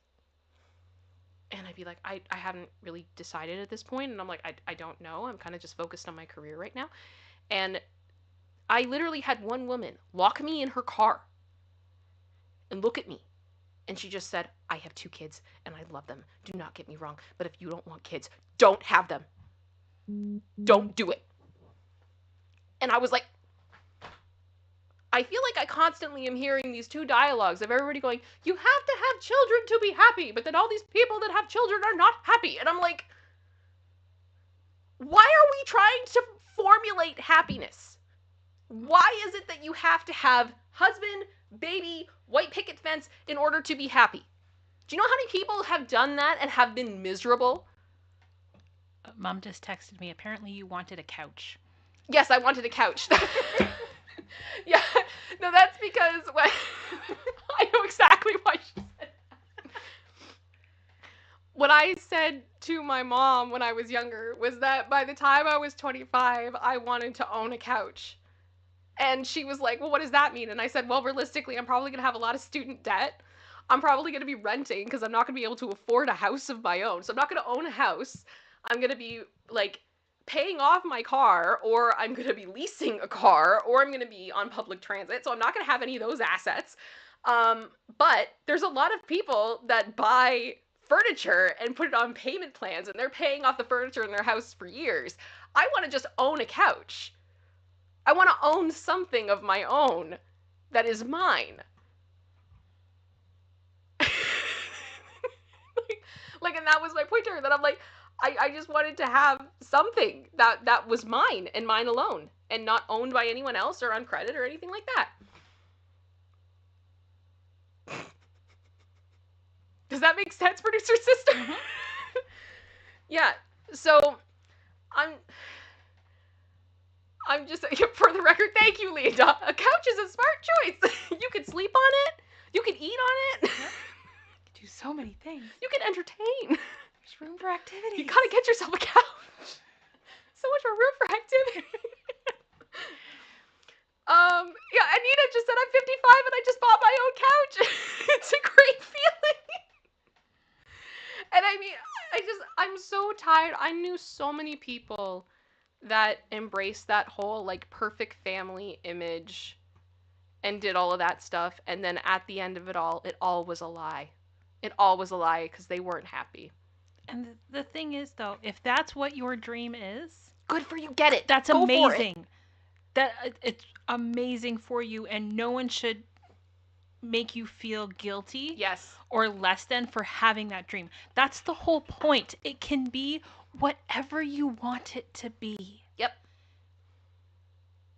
It should never be a one size fits all. This is what it has to be for everyone, because that's not realistic. No. Whatever your goal is, it's valid. Yep. And I look at people, like, I look at Dolly Parton, and I'm always just blown away with everything she's done to help other people, with her success and the way she's lived her life. And she doesn't have kids, but she's helped millions of children.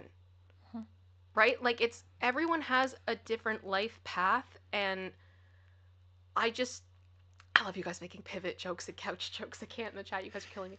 But I just wish that, yeah, Katie said too, and there's no guarantee that pregnancy will be completely safe and healthy either. Better these days, but still, like, I'm assuming you had been talking about your health stuff earlier, potentially, or just in general. Yeah, in general, you don't know. Yeah, like, we don't know. We don't know. And, like, for me, there would be serious concerns if I were to become pregnant. I would be very scary. But the thing is, like, I still get comments. And I'm gonna say it publicly, I don't care. I get comments from people in my family about not having kids, and I'm like, you know what? Like, it's so private. I don't understand why this is anybody else's business to comment on. And if I don't want to have kids, I don't want to have kids. It's my life. You have your own life. And if you're making those comments, stop, because you don't know You don't what. know.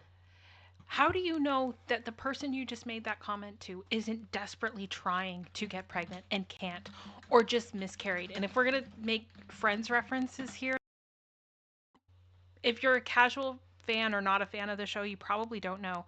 But in the season 8 finale, when Rachel gives birth, Courtney Cox, Monica, was filming that episode, I believe, a couple days out from miscarrying. And it was not her only miscarriage. She had been desperately trying.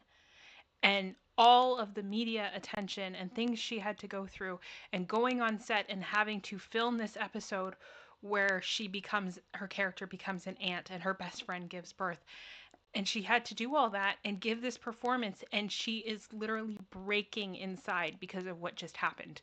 You don't know what people are going through, and your comments don't help. They hurt a lot in ways you will never know. So if it's not constructive, shut it. Yep. It's not your business. And I'm just going to share this here, just to kind of close off, I think, what producer sister and I are saying about Taylor. I just want to show you guys, Taylor has never confirmed um, this at all. And a lot of times she doesn't. She just writes through her music, and that's how she tells people what's going on. And she's been very, like, there will be no explanation, there will just be reputation type thing. Um, this is the song that people um, are wondering if this is what it's about, right? So this is the verse saying, "No words appear before me in the aftermath. Salt streams out my eyes and into my ears. Every single thing I touch becomes sick with sadness because it's all over now and out to sea. Goodbye, goodbye, goodbye. You were bigger than the whole sky. You were more than just a short time. And I've got a lot to pine about. I've got a lot to live without. And I'm never going to meet what could have been, what would have been, what should have been, what could have been, would have been you." Yeah, like, did some bird flap its wings over in Asia? Did some force take you because I didn't pray? Every single thing to come has turned into ashes because it's all over. It's not meant to be. So I'll say the words I don't believe. And then, goodbye, you're bigger than the whole sky. And the thing, I think it's interesting that there really isn't, this is one of these songs, there isn't like the big dramatic bridge No. that Taylor normally does. This is it. So a lot of people take I've got a lot to live without and I'm never going to meet what should have been, could have been, would have been you. So has not confirmed this in any way, but that is the source of this dialogue. And there's been some other things that have been said and people have heard and things like that have brought to that point. But my point is, let it go. Leave this woman alone. I've never seen a celebrity be bullied the way that Taylor is since Britney. Truly. There's nothing this woman can do that people will not criticize. Even if she is giving away more money than any other celebrity, even if she is trying to be, you know, so above reproach, be a good role model, do all these good things, and people are mad at her because she's dating a successful man. Who wants her to shine? Yeah. And if you don't believe me, at the tour date yesterday in Ireland, in Dublin, he, by all estimations, surprised her and showed up mid-show. One, when you're talking about your daughters and that aspiring to be her in relationships, look at the joy on her face, and it is nothing short of joy when she spotted him. Yeah. When they were leaving the show after, and they were leaving, he had his arm around her and whatnot. He stopped with the fans and was clapping for her and showing her off. Mm-hmm. It was not about him. It was all about raising her up. Yeah. How are these not things you don't Yeah. want your daughters to aspire to in a relationship? Why would you not want your daughter to want to be with someone who is going to support her and lift her up and encourage her in her dreams? Is that's a bad thing? That's a bad thing? Oh no. I don't understand. He doesn't want to make her small. No. He wants her to be her.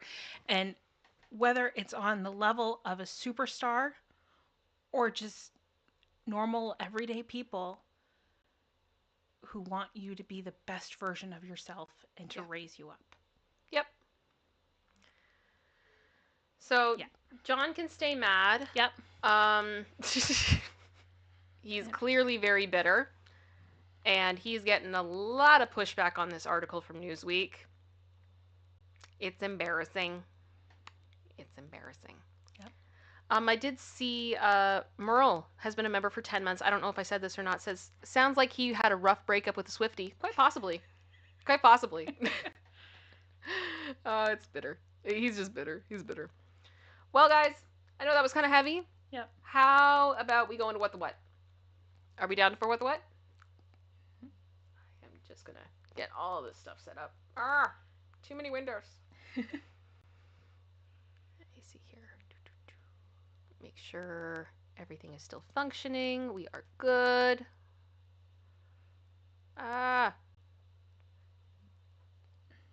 Okay, good. Alrighty. Katie asked for a lacy break. Oh, we need a lacy break before? That's a good idea. That's a good idea. Let me see if she's open to it. Lace, do you want to come over and say hello? Oh yeah, we're stretching.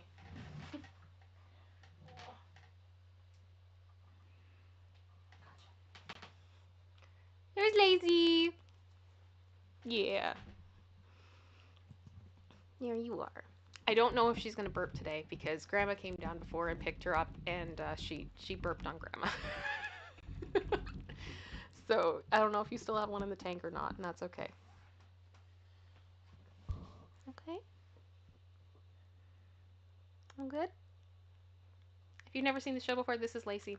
This is one of my dogs. She's pretty great. Sometimes she comes up here and she yawns or burps into the microphone and says hello to everyone. Yeah, she's a good girl. Okay. I know, you seem sleepy. Why are you so sleepy? Why are you so sleepy? Alright. Okay. Say bye, everyone.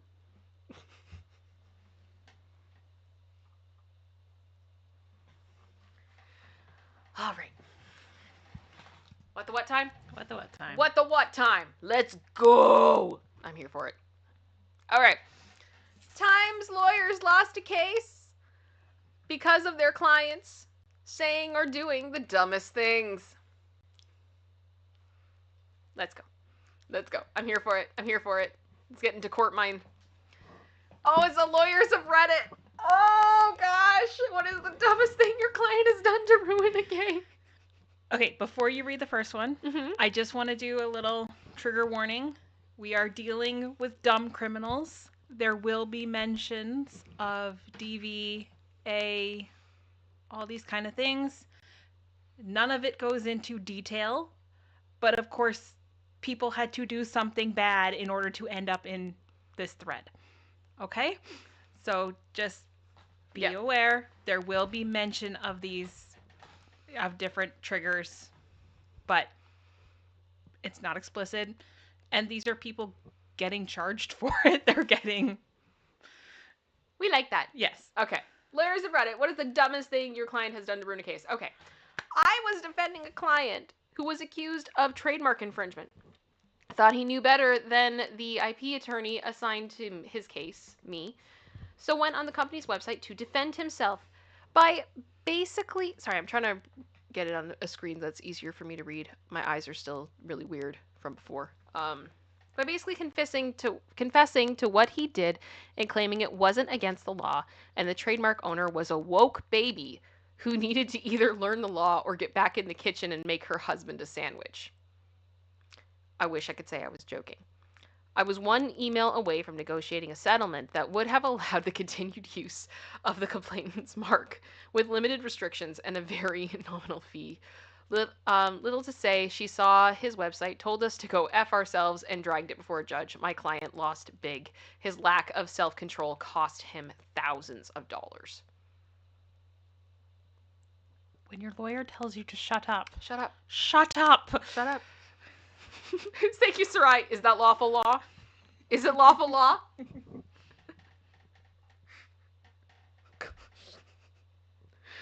Oh, that whole case. That whole case. Thank you, K9 too, being K9 Booper. My sandwich! Yeah, no. Not an attorney, worked in a firm. Workers' compensation claim. Guy falls down at work and claims he injured many different body parts. Shoulder, knee, back. We tell him to stay off social media. No problem. He doesn't use social media. At trial, he tells the judge he used to be a spin class instructor, but since the accident, he cannot teach classes anymore. Well, turns out he continued to teach these classes after his injury. Oh my gosh.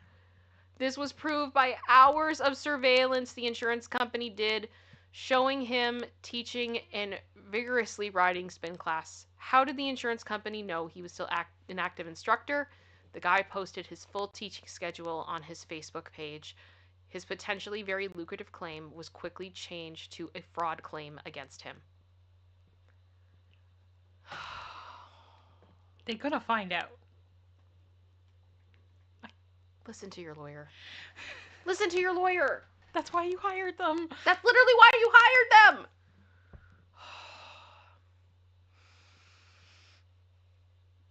I have so many things I want to say about that, but I also had to sign a lot of NDAs, so I can't. Listen to your lawyer. I'm glad I did. That's all I'm saying.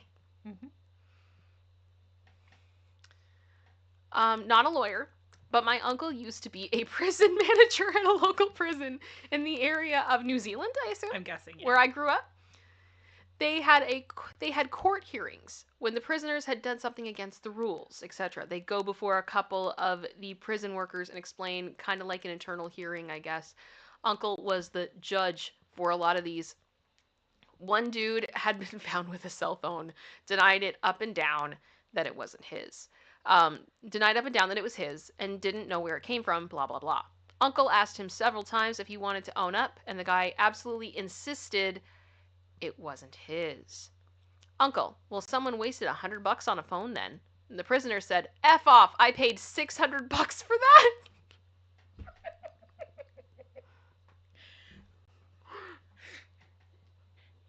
Uncle, so... dot, dot, dot, dot, dot, dot, dot, dot, dot. Mrs. Work Stories, oh my gosh. Not so bright. You guys are so bright. Oh my gosh. Oh, it's funny. I'm sorry, that's great.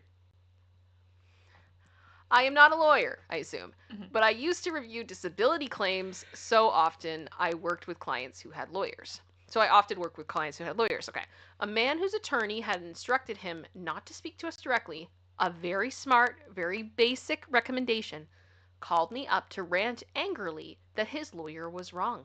He could shop for groceries and mow the lawn and do all sorts of housework just fine. Thank you. Oh my gosh. Now, I had seen this man's medical records. There is no way he was doing all of this without difficulty. So I probed a little further. So it's just a pride issue then at that point. Yep. Oh gosh. Don't! Oh, wow. He could shop for groceries as long as he used a mobility scooter and had his wife carry things in the house. He could mow the lawn if he used a riding mower and took a lengthy break every 10 minutes or so. He could do housework, which was limited to wiping down counters and folding but not carrying laundry. I called his attorney and gave him a quick update as soon as he hung up. I approved his claim. That was incredibly kind of you. Oh my goodness. But that man is so lucky he got someone who was willing to take an extra 15 minutes with him. At that point, the disability claim is not about you, it's about everyone else around you who is your caretaker. Yep. I think it's in. I don't know how much I could talk about that either. But I think it's important if you are going through disability um, claims of any kind, you have to be able to explain to people what your life is like. You know, like what it can look like. Because if you don't explain it, they don't know. So if you say, "Oh yeah, I can get groceries," they have no idea that it's difficult for you to do that, right? Like you've got to, unfortunately, his pride could have Mm-hmm. completely destroyed this. Well, if you're saying I can get groceries, that means you can get yourself to the grocery store, Yep. go in, get all your food, By check out, yourself. buy yourself, get all your food, check out, get it back in whatever mode of transportation, or walk it all back to your place of residence, get it inside, and put away. That's what getting groceries on your own means. Yep.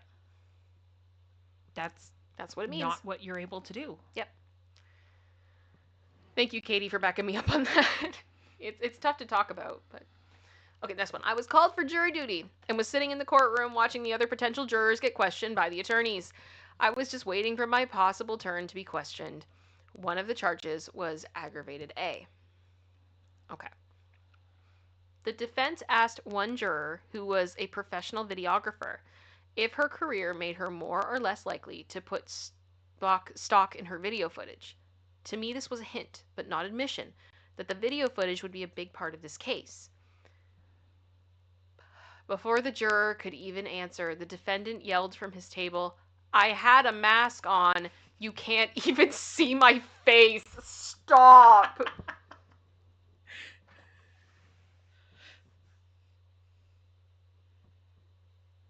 Stop. No. The entire room went silent for about 5 seconds before the defense attorney regained his composure and asked the judge to dismiss the jury pool.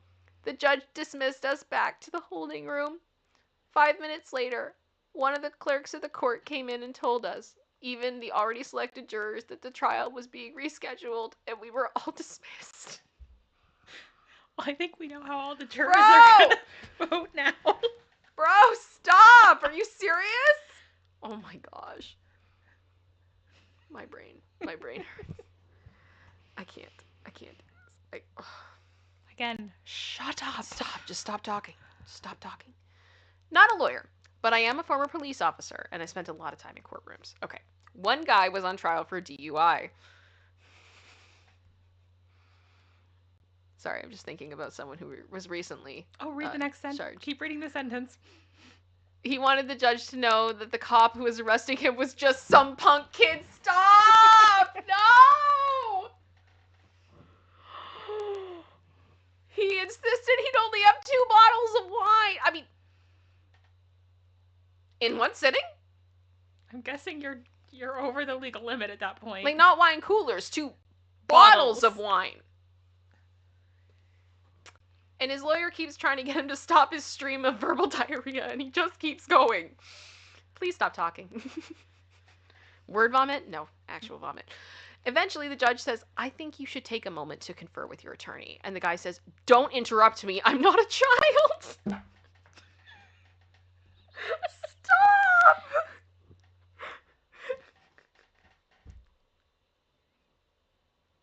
Oh my gosh. The judge smiled, leaned back, and said, "By all means, please continue." The dude's attorney just looked like he was deflating. I do not envy defense attorneys. No. I really don't. Because I can only imagine. Like, how are they supposed to win that? Katie, exactly. What are you? I'm an idiot sandwich. Like, what? Oh my gosh. Not a lawyer, but I know a cop who went to a report of a guy being mugged. What did he steal? I assume he asked. 275, is that pounds or euros? Pounds. In cash, and about 30 10-pound deals of snow and H. Really? Yeah, it was blank that did it. Known him for years, and he's a rival. cop writes statement detailing what happened and what was stolen. Sign here if this is absolutely correct and exactly what happened and was stolen. Guy signs. Cheers, you're under arrest for being concerned in the supply of Class A substances. The cop prosecuted the caller for possession with intent to supply, and the guy that robbed for the robbery had possession with intent to supply. Stop. They both got charged. Stop. I'm not okay. A part of me was like, were you high? But I'm like, no, I think I know. Oh, wow. Yes, Rando, he reported his own illegal substances as stolen. I'm not okay. Oh my gosh. And then signed on the report that that's what happened. Oh my gosh. I can't. Oh my gosh. Sorry. My brain can't handle this. Oh my goodness. Sorry, I just saw Carbonite Stardust. Thank you so much for sending me the PayPal that you did. I so appreciate that. All support is appreciated, whether it's gifting memberships or super chats or stickers or PayPal, whatever. PayPal goes directly into an account that helps me pay for expenses for the channel and things like that. So I very, very much appreciate that. And this, the message is, if the church finds out we don't want children, they're going to say we're witches again. Looks like they started with Taylor. Yep. Okay, seriously though, Carlos, I don't know if you know this. She has a song called "I Did Something Bad," and it is my Roman Empire. It is my favorite like Taylor Swift thing ever. Tour version is better than the studio. Oh my gosh, so good. And literally a lyric in that in the bridge is they're burning all the witches, even if you aren't one. They've got their pitchforks and proof, the receipts and reasons. So light me up, go ahead and light me up. So Taylor would probably be like, yup, light me up. So it's just kind of funny. Not me, but a colleague, a wealthy client's son got picked up for substance dealing at a local music festival. The client bailed him out, but then had a whole fancy law firm defend his son. The son shambled into the courtroom, stoned off his butt, loudly attempted to buy substances off of the bailiff.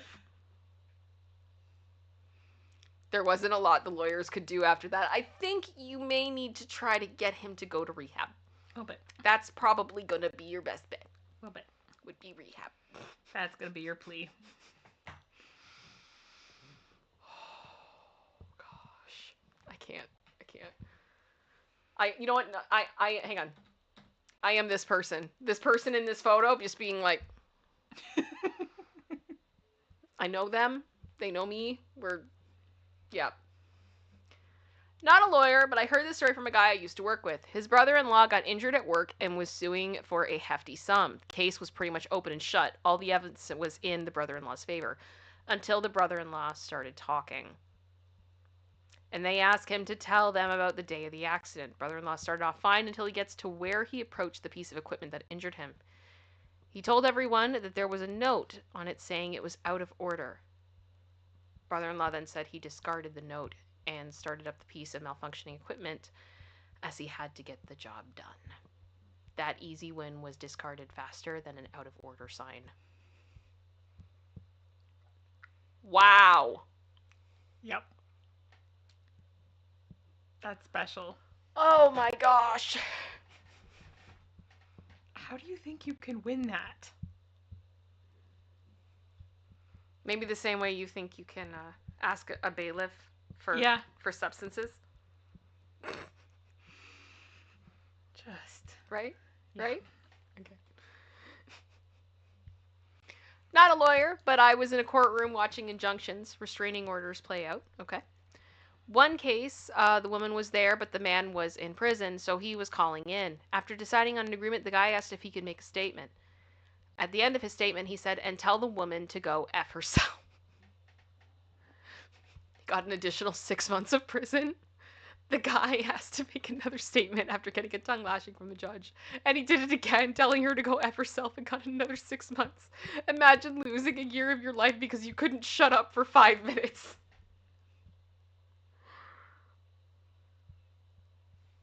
What?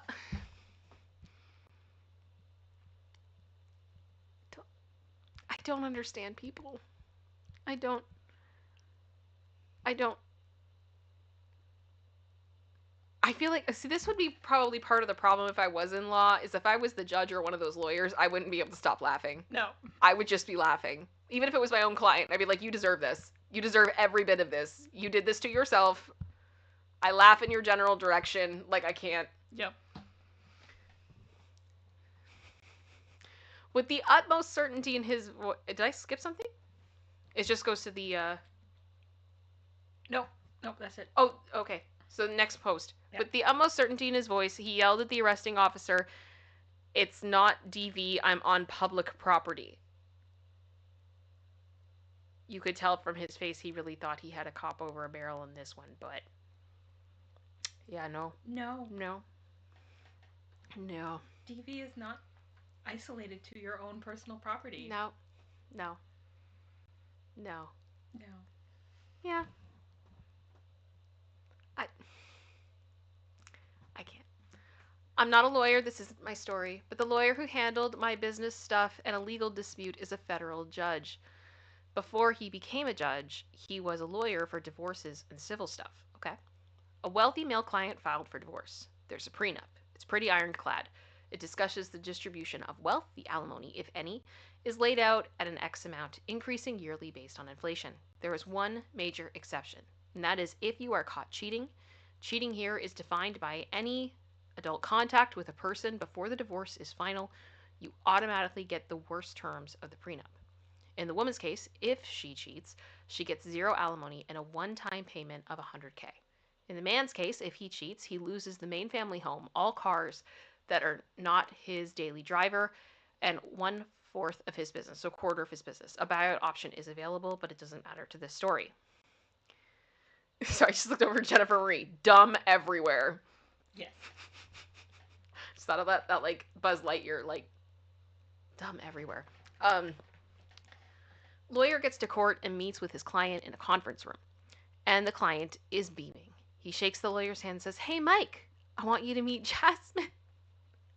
I met her 2 months ago. She's amazing. We got engaged over the weekend in France." And Mike shook her hand and slumped in the chair and said, "So we got a major problem. You are cheating on your wife with her, and legally this is a discovery I am required to hand over to the other side." And he's all, "How the F am I cheating? We're separated." Mike is all, "Cheating is anything adult contact before your divorce is final. It's in your prenup. That's what you wrote. That you wrote on your own." So he wrote it? Mm-hmm. Yippers. Stop. It continues on the next slide. Oh my gosh. The guy flipped his ish, I bet he did, ended up being so mad he ditched court, which gave him a default judgment, meaning she gets everything she asked for, plus because of the cheating, plus not showing up. The judge ordered that the transfer of money happen in 30 days as a part of the initial agreement between both parties. He's not there to contest it. So blam. The guy ended up trying to sneak the company to his new woman via a trust, but it's an illegal move. He also tried to hide the money with her by giving her $1.1 million in cash, a bank transfer, but the judge stopped it once he found out and required the woman to repay the money since she was given notice also. He fought for years and ended up losing more money, time, energy, his business, house, 6 and 7 cars, and his new wife. Now, because I know his daughter from work, he is a retired, angry man living in rural New Mexico. He can't afford to golf more than once a month, and he posts about how women are scum. Does he write op-eds about Taylor Swift? I'm assuming he's older. Probably. Yeah, but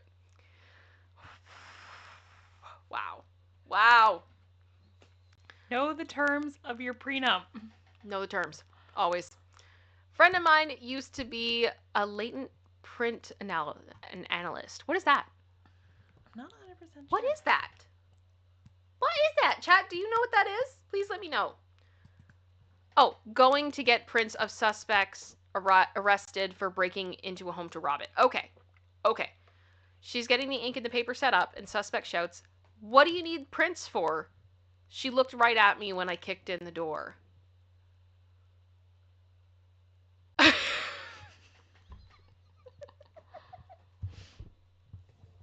Thank you for admitting your crimes.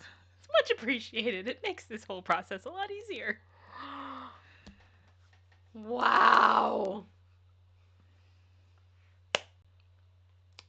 You know what, though? At least he saves everyone some time. Yep. Right? Less money on the judicial system. Just move it right through. Move it right through. I was a 3L student. I'm guessing third year law student. Okay. Law school. In school family law clinic. We had one of those custody cases that just would not die. The husband remarried, and the stepmom did not want biomom to exist in their happy family and dragged this mom to court for the smallest things to try to get full custody instead of 50-50 of her spirit son. Creepy. Okay. We were in court every other month just for this case. The court never budged on custody. Eventually, stepmom decided us meddling kids were the only thing keeping her from her spirit son. Oh, I wish this was a larger, like, am I the a-hole? I would, like, you know what I mean? Like, full story time. Stepmom called the law school and made a complaint against my team, accusing us of doing really horrible stuff to the children and threatening them. They then demanded we be expelled or the university would be sued. We filed an emergency hearing and told the judge everything and asked for sanctions and argued harassment. The judge found the couple in contempt for threatening us to sway the case. The judge then said he questioned their ability to effectively co-parent and act in the child's best interests. Yeah, I would agree with that. Mom was given primary custody, and they got every other weekend and some holidays. The judge also decided that given the couple's history, they were harassing the mom using the court and banned them from further custody filings. Later, we found out the couple also filed a bar complaint against our professor, too. That was investigated and found without merit. Wow. I'm happy for the kid. Yeah. Hopefully this will give him or her some... Well, spirit son. I'm assuming him. son. Yeah. Yeah, him. Give him some more stability. Free the spirit son. Yes. Oh my gosh. Sarai's like, a ghost child? Yeah. A ghost child? What does that even mean? I guess it like maybe they're like soul tied, spirit tied, you know? Yeah. I love him so much. I want him to have nothing to do with his birth mother. No. Because I love him. I was on a jury where the defendant showed up in court day wearing the exact same outfit as the unknown suspect in the video of the crime. Stop. Stop. No. I'm not okay. Oh my gosh. Okay. It only took a few seconds before the judge immediately called a stoppage. All lawyers went into the back with the judge, and they came out 7 minutes later. As announced, the defendant had taken the plea deal. Wild. I mean, you could have at least come in with one of those, like, glasses with the nose thing and the eyebrows, like the hair everywhere. I am not a lawyer, but I had a case against a totally insane neighbor that built a fence on my property. He had a court order to move it, and only moved it about 3 inches. He was supposed to move it about 6 feet. Up on the stand, judge said, "You will move the fence to its correct place within 7 days, or we will find you in contempt of court. The rest of the charges will depend on your cooperation." He was up for a few other things as well. He said under his breath, "I'm not moving that fence again." You should have seen that judge's head snap up. What was that? Nothing. He was found in contempt that day and had to pay a fine and was doing a week in jail for a month. He also lost all other cases. Don't talk back to a judge. Just shut up. It will never end well. Do you not speak unless spoken to? Yes. No long answers. Nope. Just don't. My gosh. The worst ones are the ones who think they're smarter than they are. When it comes time for depositions, broad sweeping statements of, I would never allow discrimination in my office, and how I'm 100% sure I never said that, are a great way to destroy your own credibility, set yourself up to get eviscerated by opposing counsel, and ultimately turn a nuisance value BS case into something worth six figures. Moral of the story, if you're going to ignore the entire day of deposition prep I did with you just so you can protect your own fragile ego on record, at least do me the courtesy of telling me to F off ahead of time. Yeah, I could see that. Mm-hmm. I mean, I can't imagine being a lawyer and having clients this way. You know what I mean? Yeah. Like, I wrote the bar. I passed the bar. Why is this person so stupid? You know? Client accused of punching another man and knocking a tooth out. He said numerous times on the stand that he had arthritis and was not capable of closing his fist to form a punch as described by the victim. Partway through the cross examination, the magistrate stopped him to state on record that he had watched my client clench his fist on numerous times since he made that statement. He was found guilty. Yeah. Yeah. Oh, gosh. Client was being sued and didn't like the opposing counsel or judge, so he left court a bunch of voicemails so profane that he was subject to criminal contempt of a court hearing.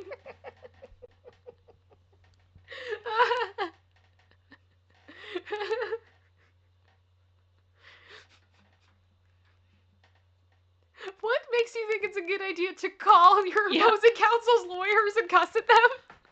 I have no idea. That's wild. That is some Daryl Brooks level stuff right there. That's My mother was in court as a witness in a case of criminal harassment between two of our neighbors. We basically knew that the case was ridiculous and a sham. The accused neighbor was totally innocent and was being falsely accused by the local troublemakers who kept on provoking him, and who then wanted to be able to sue him for easy money. Okay. Anyway, by pure coincidence, the defendant was secular Jewish, just like my parents. It's literally just a coincidence. Okay. The two troublemaker neighbors, who were also there, were very, very angry to see my mother in the court. One of them stood up in the middle of everything and yelled some crap about how my mother is a Jew and is only there because the defendant is a Jew, and Jews apparently always stick to help each other.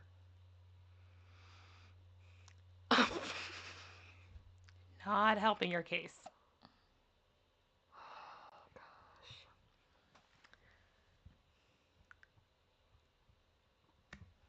There are some thoughts, guys.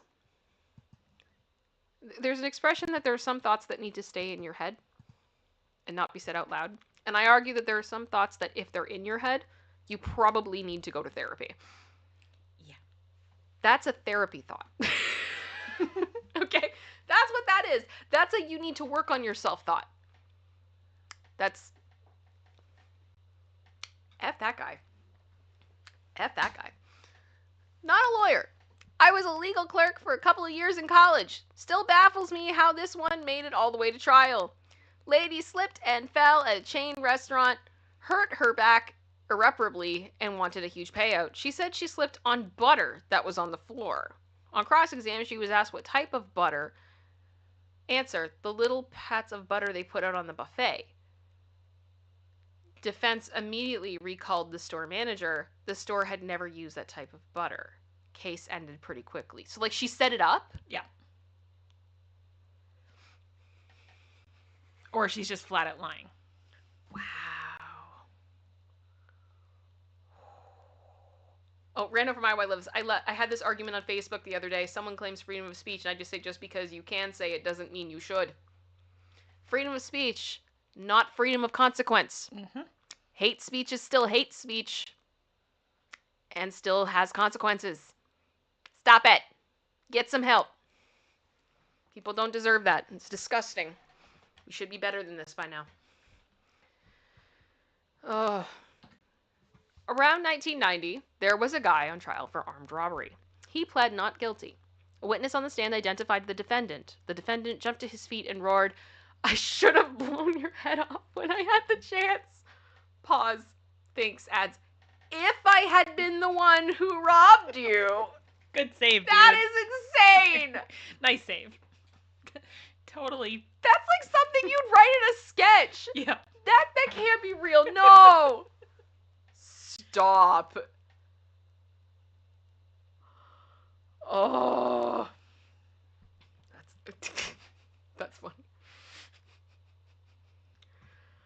Not a lawyer, but I watched a girl in her early 20s giggled her way through sentencing on a petty theft charge. Oh, that's never good. That's never good. Instead of the same 30-day suspended sentence her remorseful-looking co-defendant received, she got 90 days in county jail. She wasn't giggling after that. Stop laughing. It's not funny. I mean, I know some people laugh when they're nervous, but like, you may want to work on that in these cases. It's really bad. Client returns to court drunk after luncheon adjournment. Falls asleep, and his head drops right into the side of the witness box, where a body proceeds to snore loudly. Stop.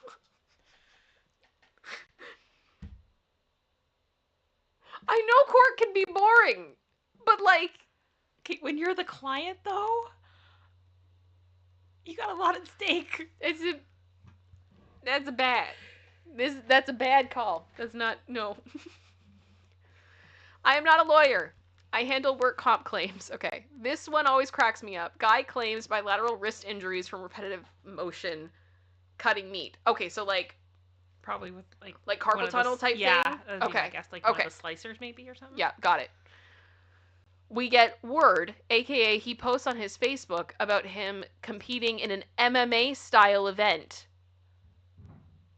Send surveillance there, which gets the dude fighting with no issues.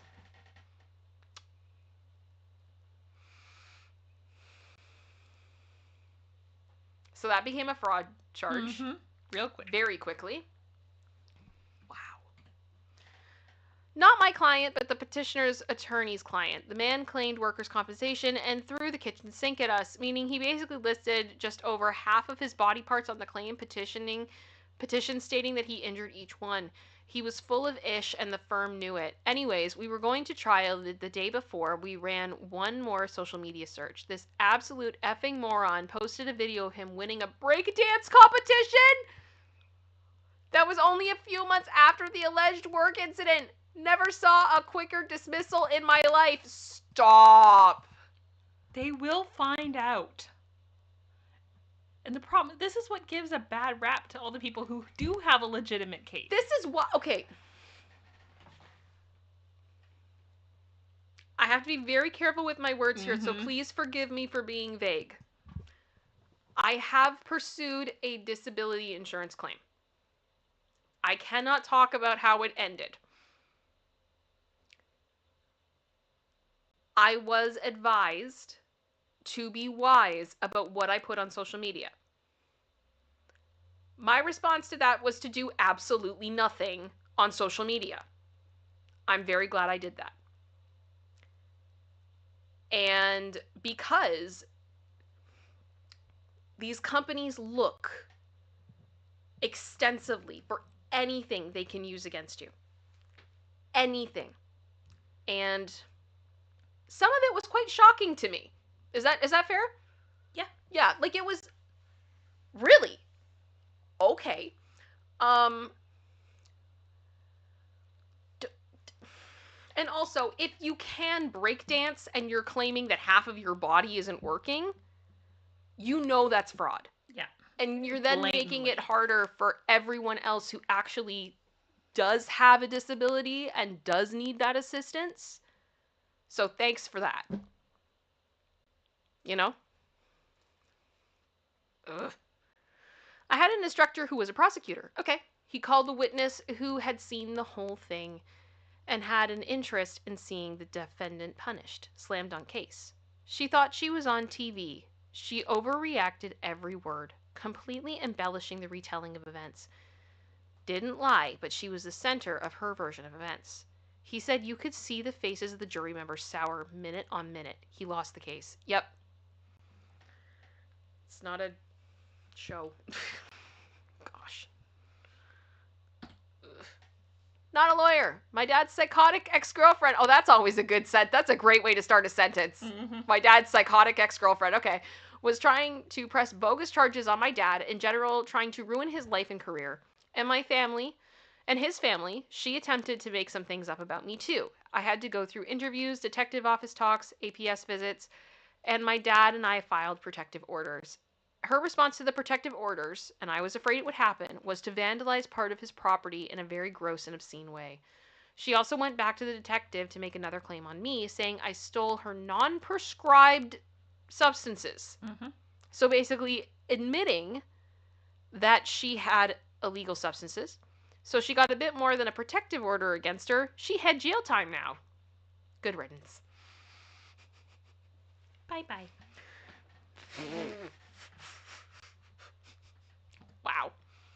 Not an attorney, but one client of ours baffles me to this day. He had multiple cases, including aggravated battery and possession. At the insistence of the dude's family, we moved heaven and earth getting him a bond so that he could get out of jail and live with said family until the case was over. The whole process took weeks. Less than a day after getting out, he was caught stealing $16 worth of batteries from Target. Really? Oh my gosh. Bond revoked. To be fair, the line between stupidity and compulsion is blurred with this one. For anyone who was curious, we immediately ordered a psych eval for him. He was found completely confident, but it was also confirmed what he had, that he had mental health issues. The aggravated battery charge ended up being dropped, and he took a plea deal for time served.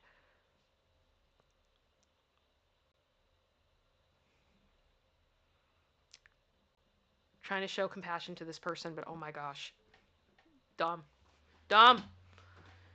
It was a credit card fraud case in the early part of my career. He actually wore the stolen clothes to court. And a clerk at the defrauded store identified them in front of the jury. I felt like the guy in the commercial that asks, "Want to be somewhere else?" Like,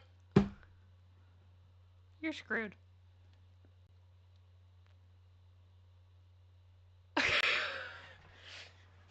they must have really, really, really liked those clothes. Mm-hmm. Like, really. Yeah. You need an outfit. Not in the US, but the judge asked the defendant if the defendant was remorseful. If you show regrets, you can have some leniency.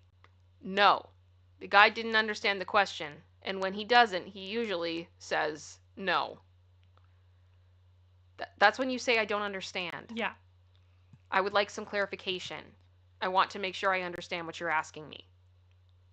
Or shouldn't the lawyer have prepped him for that? Yeah, I don't know. As Jennifer Marie just said, how are people this dumb existing? Yep. That's on another level. That's on another level. Client was charged with a DUI, forced by police to give a urine sample on the side of a very busy interstate highway. Any sympathy the jury may have had for the defendant was lost, however, when he fell asleep during the playing of the video at the traffic stop. Oh gosh.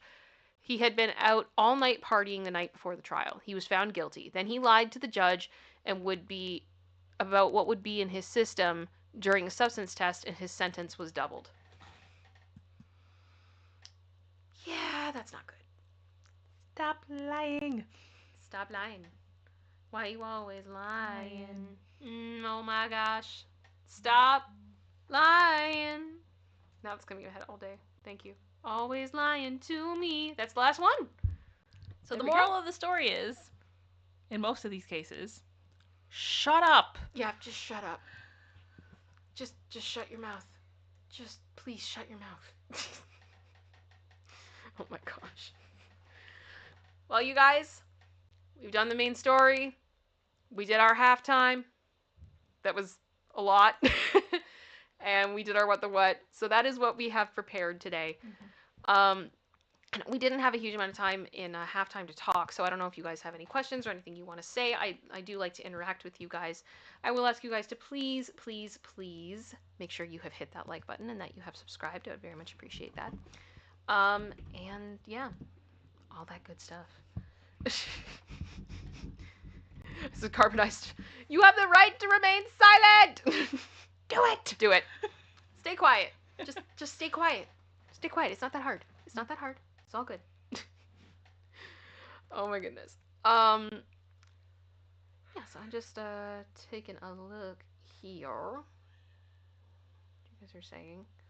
Can I also get some hearts in the chat for producer sister for putting all that together for us? It's very kind of you to do that, producer sister. We so No appreciate you problem. here.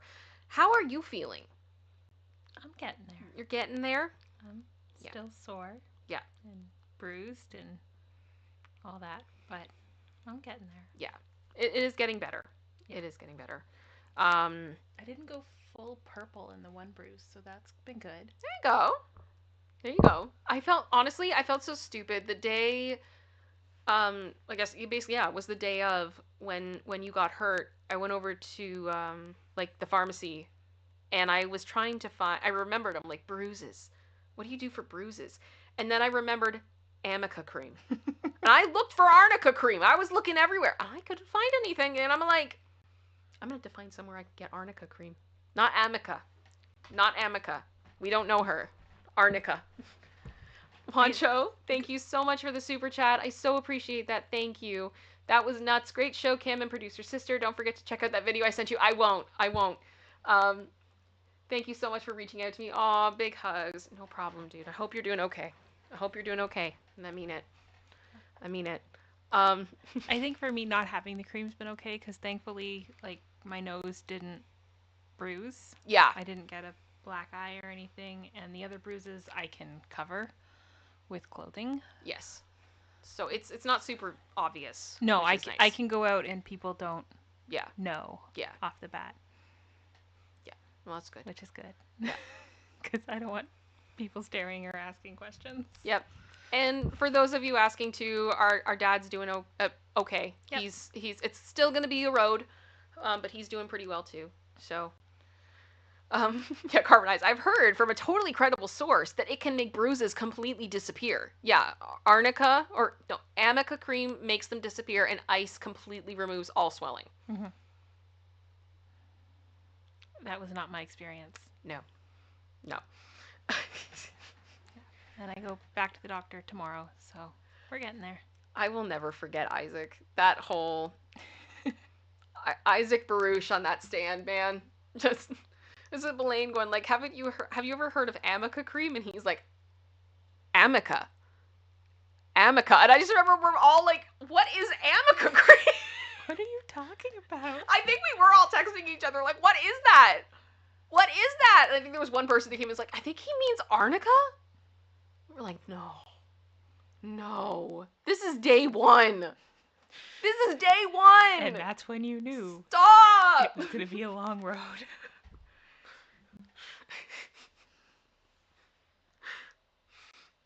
I think that moment for me, Alejandro Romero, and then also Guy. I was done. That was over. Oh, it was a moment. Yep, that was a great moment. So I am kind of, I'm not gonna lie, I am really excited to cover the Baldwin trial. Like, I'm not excited about the circumstances of why we're there by any means. It's been brutal to watch through the armorers stuff. I just watched the testimony of the dolly grip who was on set. An incredible witness, does such a good job of representing himself and really walking everyone through just such a traumatic moment, or moments really. And I've never seen someone harness their anger that well while still remaining in a sense of calm. I don't know how he did it, but like it's incredible. And a part of me is like, I kind of hope he does testify again, but then a part of me doesn't, because it was clearly very, very hard on him. And that, I don't want to see people like have to go back to those places. But yeah, I wouldn't be surprised if he comes back. Sophie just asked, it's at ItsKim, are you streaming it? I am not. We're streaming it on Popcorn Planet. So I'm going to be on there for all of the trial. So you're welcome to come in and keep me company. And we'll all talk about it and react to it together. Oh no. General Scott, what is the Amica Cream song by DJ Satomi and KLIO? You have I'm to listen to this. I am terrified. terrified.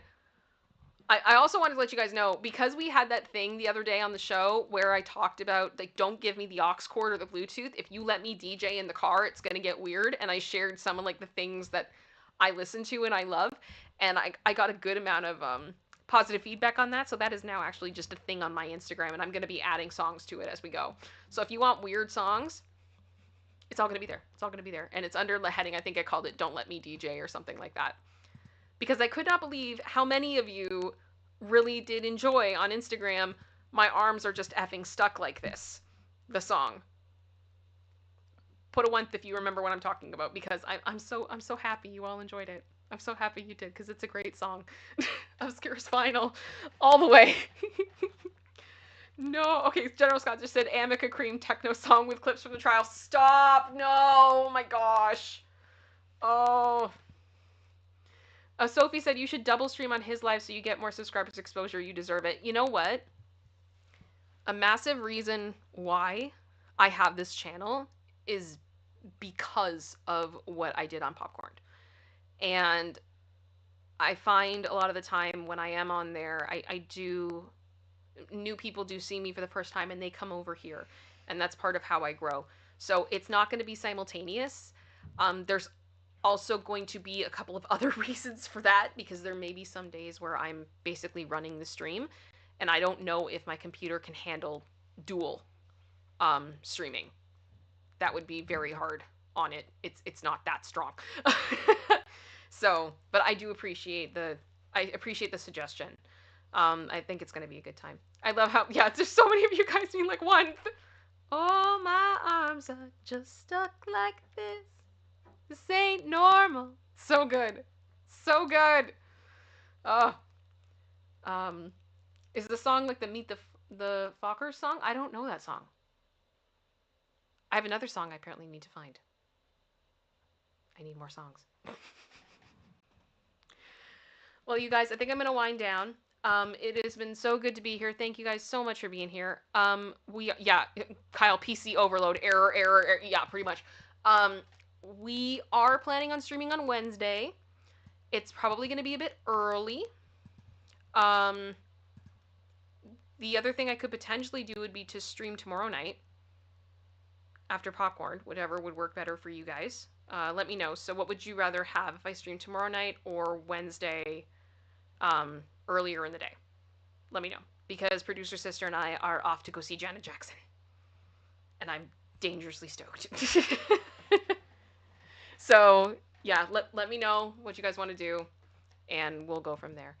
And I would really appreciate it if you guys, and you can do this actually if you want. If you want to leave a comment, I would very much appreciate it. Helps with the algorithm. Anytime I talk about certain issues, it always is harder in the algorithm for me. And so, like, the views on this one are not going to be super great. And I know that. It's also because it's, Canada Day, all those types of things.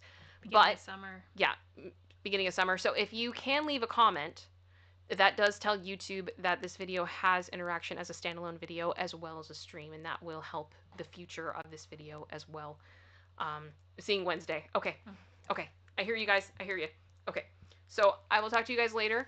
We're going to roll the outro. Thank you guys so much for being here. Much love to all of you, and we will see you all soon. Bye, guys. Bye.